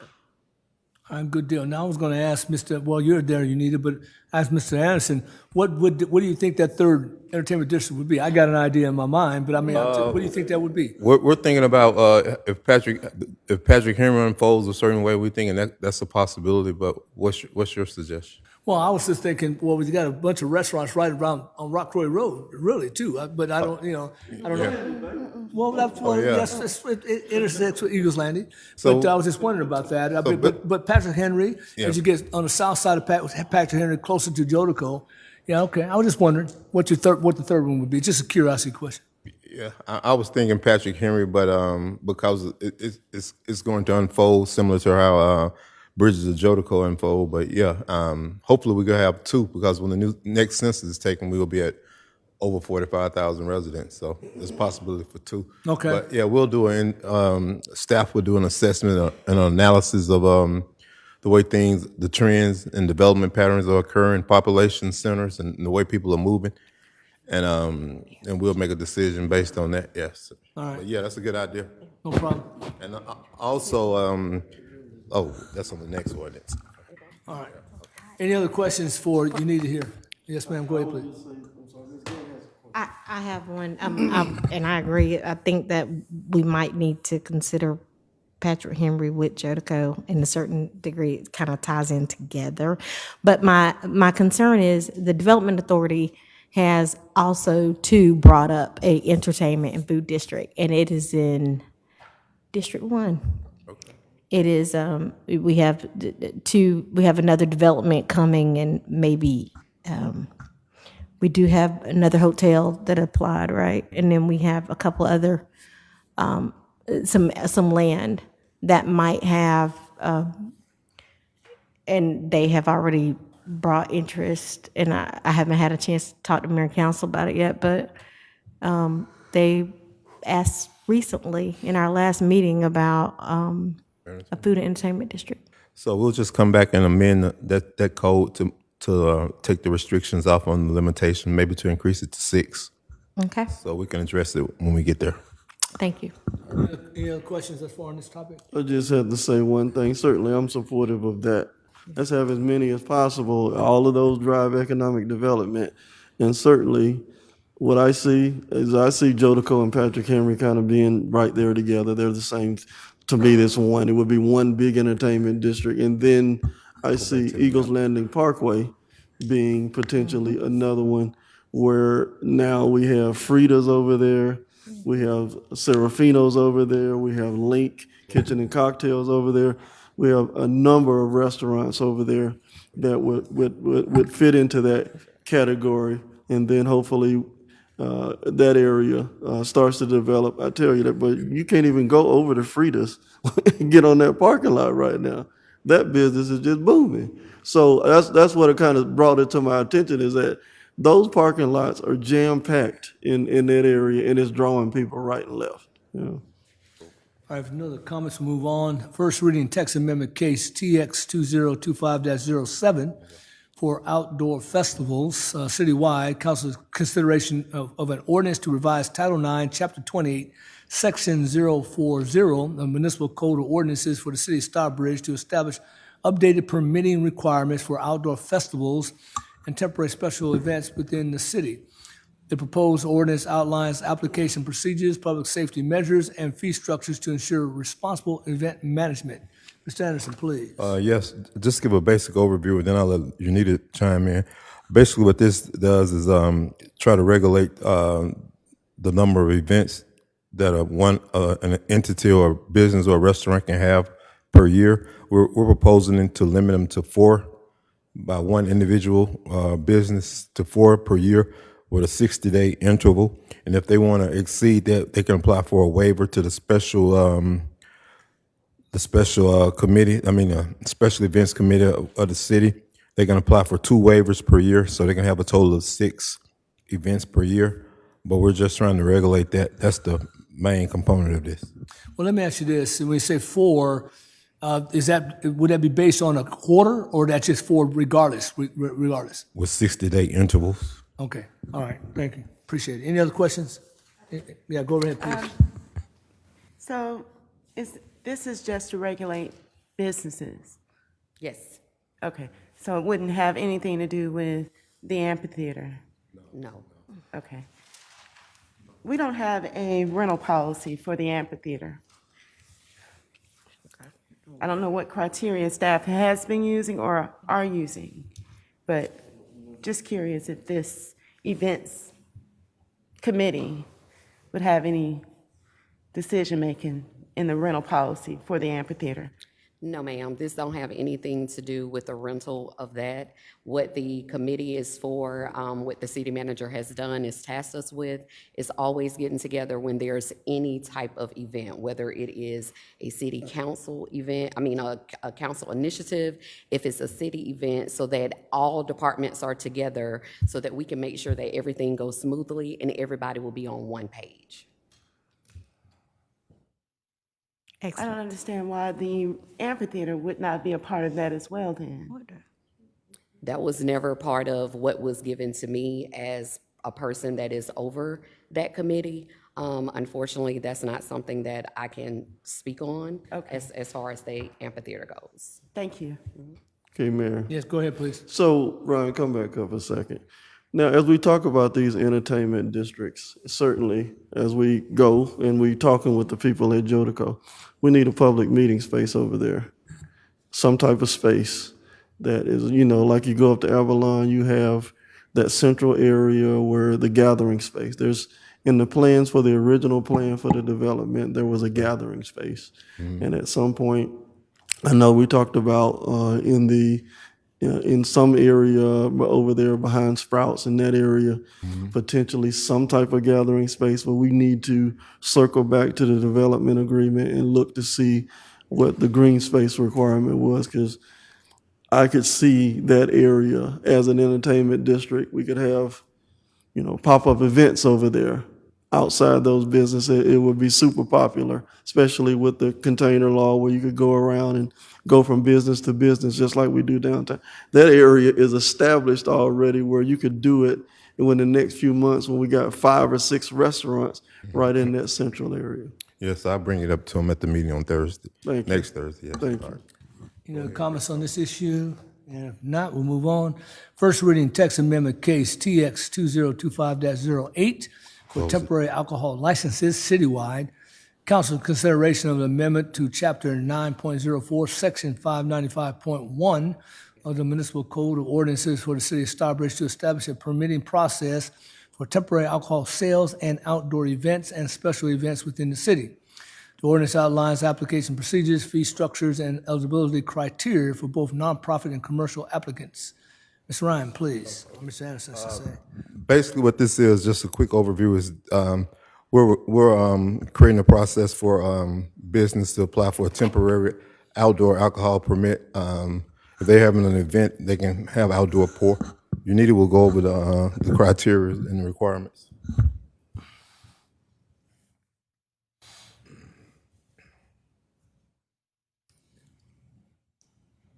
So this ordinance, the purpose of this ordinance is to create a structured process for temporary pouring, because we have to have something based on state law when it comes to alcohol. If you want alcohol to be sold outside of your establishment, then we will have to have some type of ordinance to allow them to do that. Because right now, the way our ordinance reads is that all alcohol sales must be on the inside of their location. If they want to be able to have some type of special event to have alcohol outside, then they will have to get a permit to actually do that. And that's what this ordinance is asking for you guys to approve for. And there are some fees associated with that. It would be a fee if they want to do beer and wine of $500. And if they want to do distilled spirits with beer and wine, it would be $1,000. This is per event? Per event. Wow, okay. What kind of brings to mind is that I thought we approved some type of, when you have an open carry, I thought you can have something in a can or a bottle and you can move from point A to point B. But that's if you're inside the location purchasing the alcohol and taking the alcohol outside. This right here is something different. This is you're actually having your bars outside and selling it outside of your establishment. All right. I have a question on that. Go right ahead, please. My question is, we allow for food truck vendors. We have an alcohol vendor, like a food truck who sells alcohol. So what's the difference in them coming and selling their alcohol versus a business at an event that sets up a bar because the building gets crowded? If they set up a bar outside for that particular event, $1,000 is a lot. I think that can be extremely, I see that's preventing us from selling right out. And maybe if there was some kind of rule that regulated where the bar was to be placed and it was for that single event only. I like the permit part where you have to pay a fee for it, right? To put a bar outside, because you don't want bars outside every day at a business. I like it for events, but $1,000 seems like a lot. Is that average? Well, I mean, Is that based off of what it's like a sin population? tax. It's kind of like a sin tax. It's not a sin tax. You look at, the kickback is going to happen again. I mean, it's going to happen again. It was phenomenal, right? It was ridiculously phenomenal. So my thought process is No fee. it benefits it benefits those Right outside your those business. businesses, and it helps us alleviate some of the traffic. Because even when you bring the food trucks, it's still overflow. I mean, lines are everywhere. You got the lines at the trucks, you got the lines inside the businesses. Nobody's hurting when you have those special events. It costs us it will be a regulatory business, so it costs us it costs the department to regulate those type of activities, so we have to charge something. We can reduce it. I want to charge something. I definitely think we should take an opportunity to charge to have an outside bar, but at the same time, $1,000 is a lot. Mr. Emerson, so you walked up here, so obviously you have something to add. It's not enough. No, we need No, to I pay mean, for that that's account. several We reasons. need I mean, to that's could be up for discussion, but it's several different reasons because a lot of times when you have these vendors, we call them mobile vendors, and typically, depends on what type of rules you have. They part of Henry County. They have other alcohol license associated in Henry County. Then that's reduced price. But if they outside the county, then it goes up right there. The whole point for that is risk. So it's a whole process here in the state of Georgia that if they have a vendor, it's 3 different tiers. So tier 3 is the highest tier that they can have, meaning that they can have mobile license and things of that nature, but they still have to go through a process, which is the city process to regulate it. Because what happens is they call it a mobile vendor's license, where they have to report that sales to the state, right? So it's the regulatory piece is what's really being charged. It's not necessarily that we're charging that. It's because whatever alcohol sales that comes from the distributor, they have to count how much sales alcohol they sold in that area, because it has to be offset by food. So that's just kind of how it works. But So that's it's the more. truck. But what about the business? No. What I'm saying is a mobile vendor, like a booth, somebody set up a booth and sell that, is because of that. It's the administrative regulatory piece that's associated with it. And sometimes businesses get mad because those mobile vendors, they get a lot of business. Well, they do, but when you have something like what we had, and we limit what type of things that people can sell, and last time I limited where no alcohol vendors except for the businesses that we had, then everybody's trying to go inside, and they're not trying to buy the food, they're trying to get the alcohol. So you got a line, 2 lines out the door, one at the bar, one at the made up bar they have by the door. And I just, those type of events, the purpose is to show our downtown, and it works. We had people talking about, well, what about that building? It's empty. How can I get in that? Like, we're promoting economic development by doing it, but we're also helping and thanking those businesses who've taken the risk to be downtown. Well, And so there's got to be some kind of balance. Right. Well, and you got to think about it too. So when she said beer and wine, like that's typically the license is much less. But when you're talking about spirits, I mean, each drink is like $12 a piece. I know. So y'all think $1,000 good. So then. if you get five people, you already at 1,000. Okay, well then, so be it. Somebody said bring it up higher. Let's go. Let me Okay. say this. In an economically depressed area like downtown, you might get, the festival might keep you from sinking and swimming. So to me, if you set up it'd be different if you were at a festival and you chose a prime time location.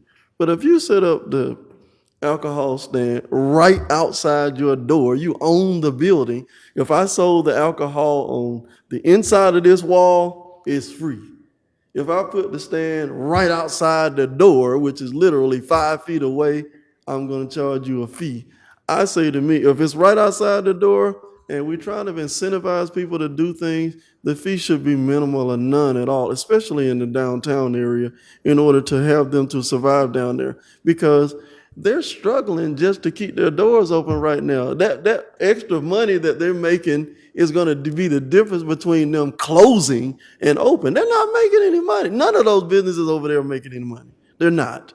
And the idea that we're going to de-incentivize them, they're not.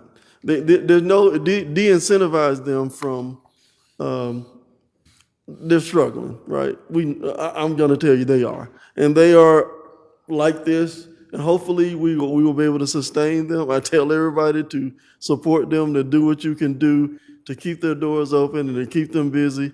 I'm very cognizant as the Downtown Development Authority member to keep their doors open because it's hard enough to recruit another one to replace them. So in other areas around town, in my district in Jodico, yeah, I charge them a fee, but down because it's booming over there. They're gonna get the foot traffic no matter what we do. Over here, we gotta generate the food traffic. So in downtown, that's different. So if it's the difference between them keeping the doors open, it's just kind of like we did with the food trucks. When the food trucks first came, it was free because we couldn't get anybody to come. It was free, but it was very low. Well, it was very low because it was almost nothing. Down here, we're trying to get people to come, and we want to encourage these businesses to have outdoor events like the kickback, and we want them to have the alcohol sales. I like seeing that whole vibe of everybody outside enjoying themselves, and those businesses thrive. I want to see them do that more. I don't know let's do a survey to see what other people are doing, and then let's go to some other downtown areas to see what they're doing. And maybe they just get a window, or let's say maybe a 2-year window where they don't pay a fee, and then after they do, because we know over time they're going to increase and something's going to happen. But for right now, with just the infancy of the economic development, I would try to set the fee at the lowest possible, or zero if I set it out front of my front door. Councilman Alexander, and the way this is written, it's not just written for downtown, so we do have to take into it in consideration that we will have to change the wording to say specifically this is for downtown, because this would be for all businesses, not just downtown. And I do want to answer something for Mayor Pro Tem Gant. If there is a food truck that is selling alcohol, I promise you, business services didn't know it. Because by law, any food truck that sells alcohol is supposed to give the city 3% of those sales at the end of every food truck event. So a lot of this would try to make sure that all that stuff happens. We're more than happy to have the food trucks or some of the businesses to be out, but we just need to make sure that as of right now, it's not in our ordinance for them to do it. That's good to know. And so but if there were no food trucks with alcohol at that event, just so you know.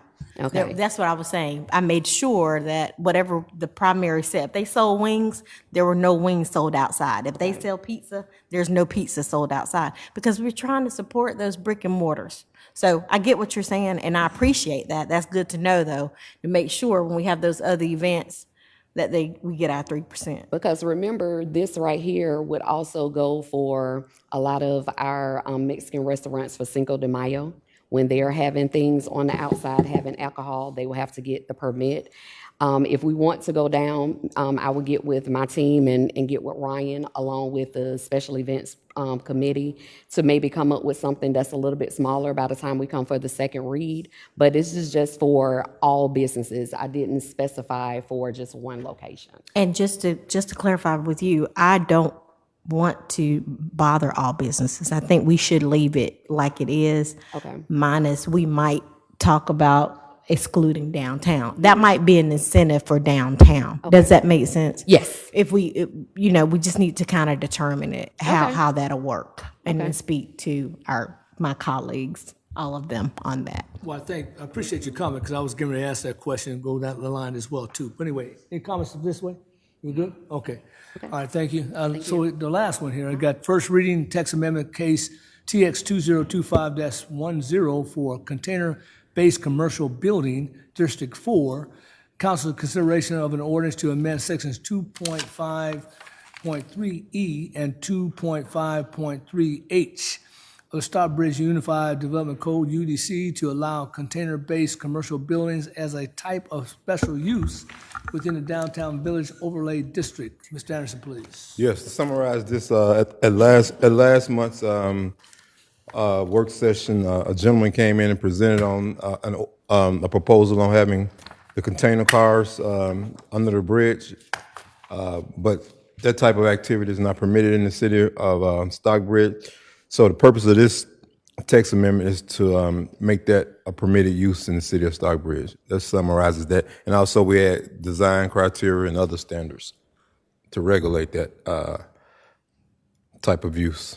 Mayor, let me be this. Go ahead. I want to be very specific with the containers that we would approve.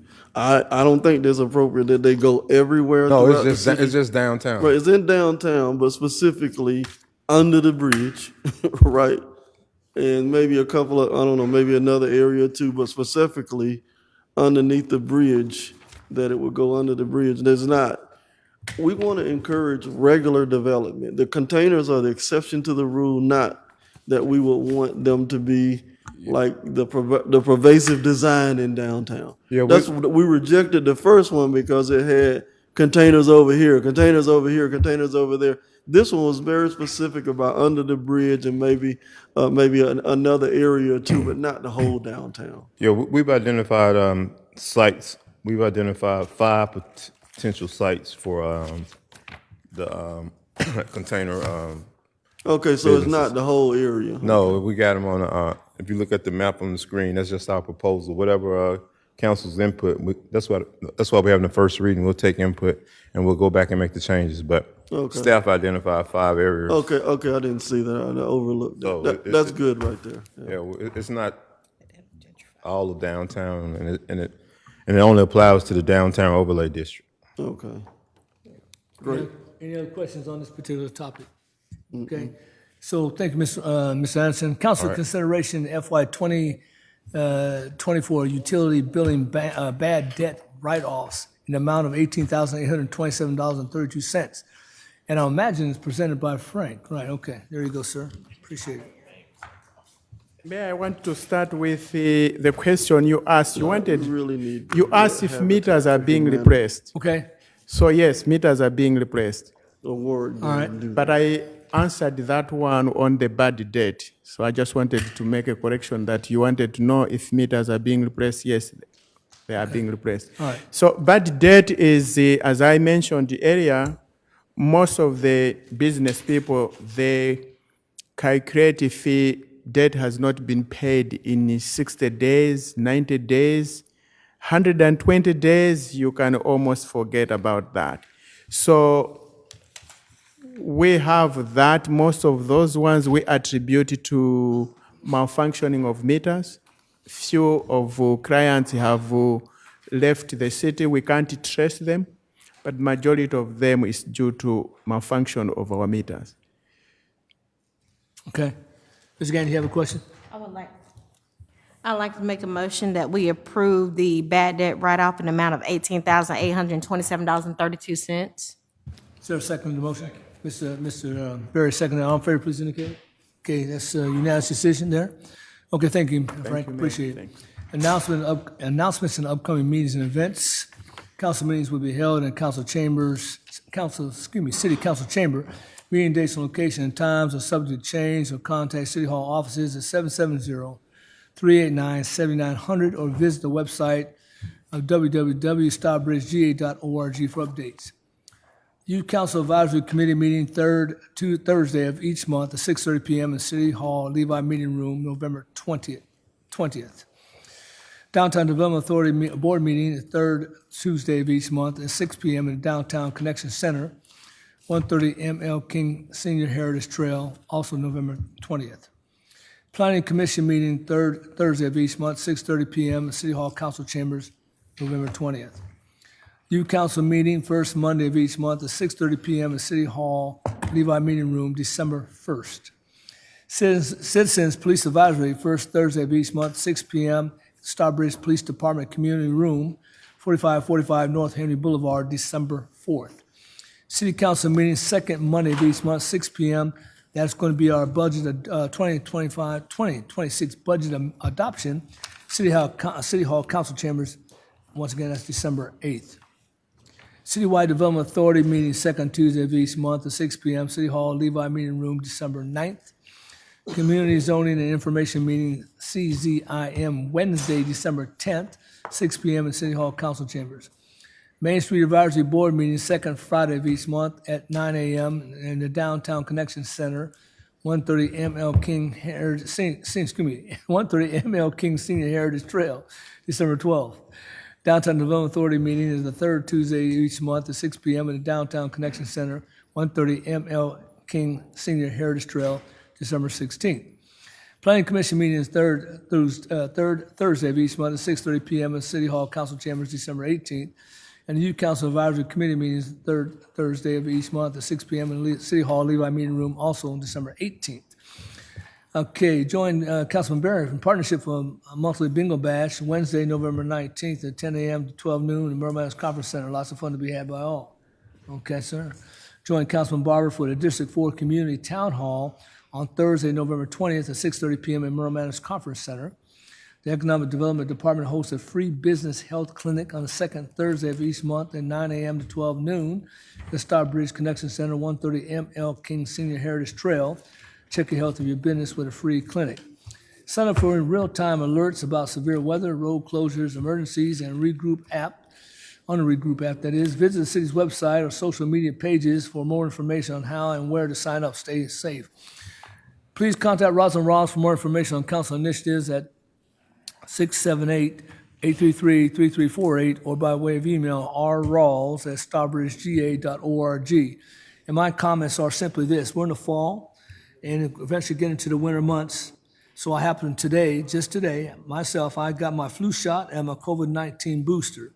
So I'd like for everybody to go and get the flu shot. And if you need to get a COVID booster, do so as well. We want you to be healthy during this particular winter season, fall and winter season. Happy Thanksgiving to everybody as well. And enjoy the holidays with your family, friends, extended family, and just be safe and enjoy it. And on that note, we already had our executive session. There is a note here that I received earlier in the meeting. I don't know if Mr. Edmondson knows this or not, but I got a message that Mr. Aaron, unfortunately, his nephew, his brother's son, I guess, has passed away unexpectedly earlier today.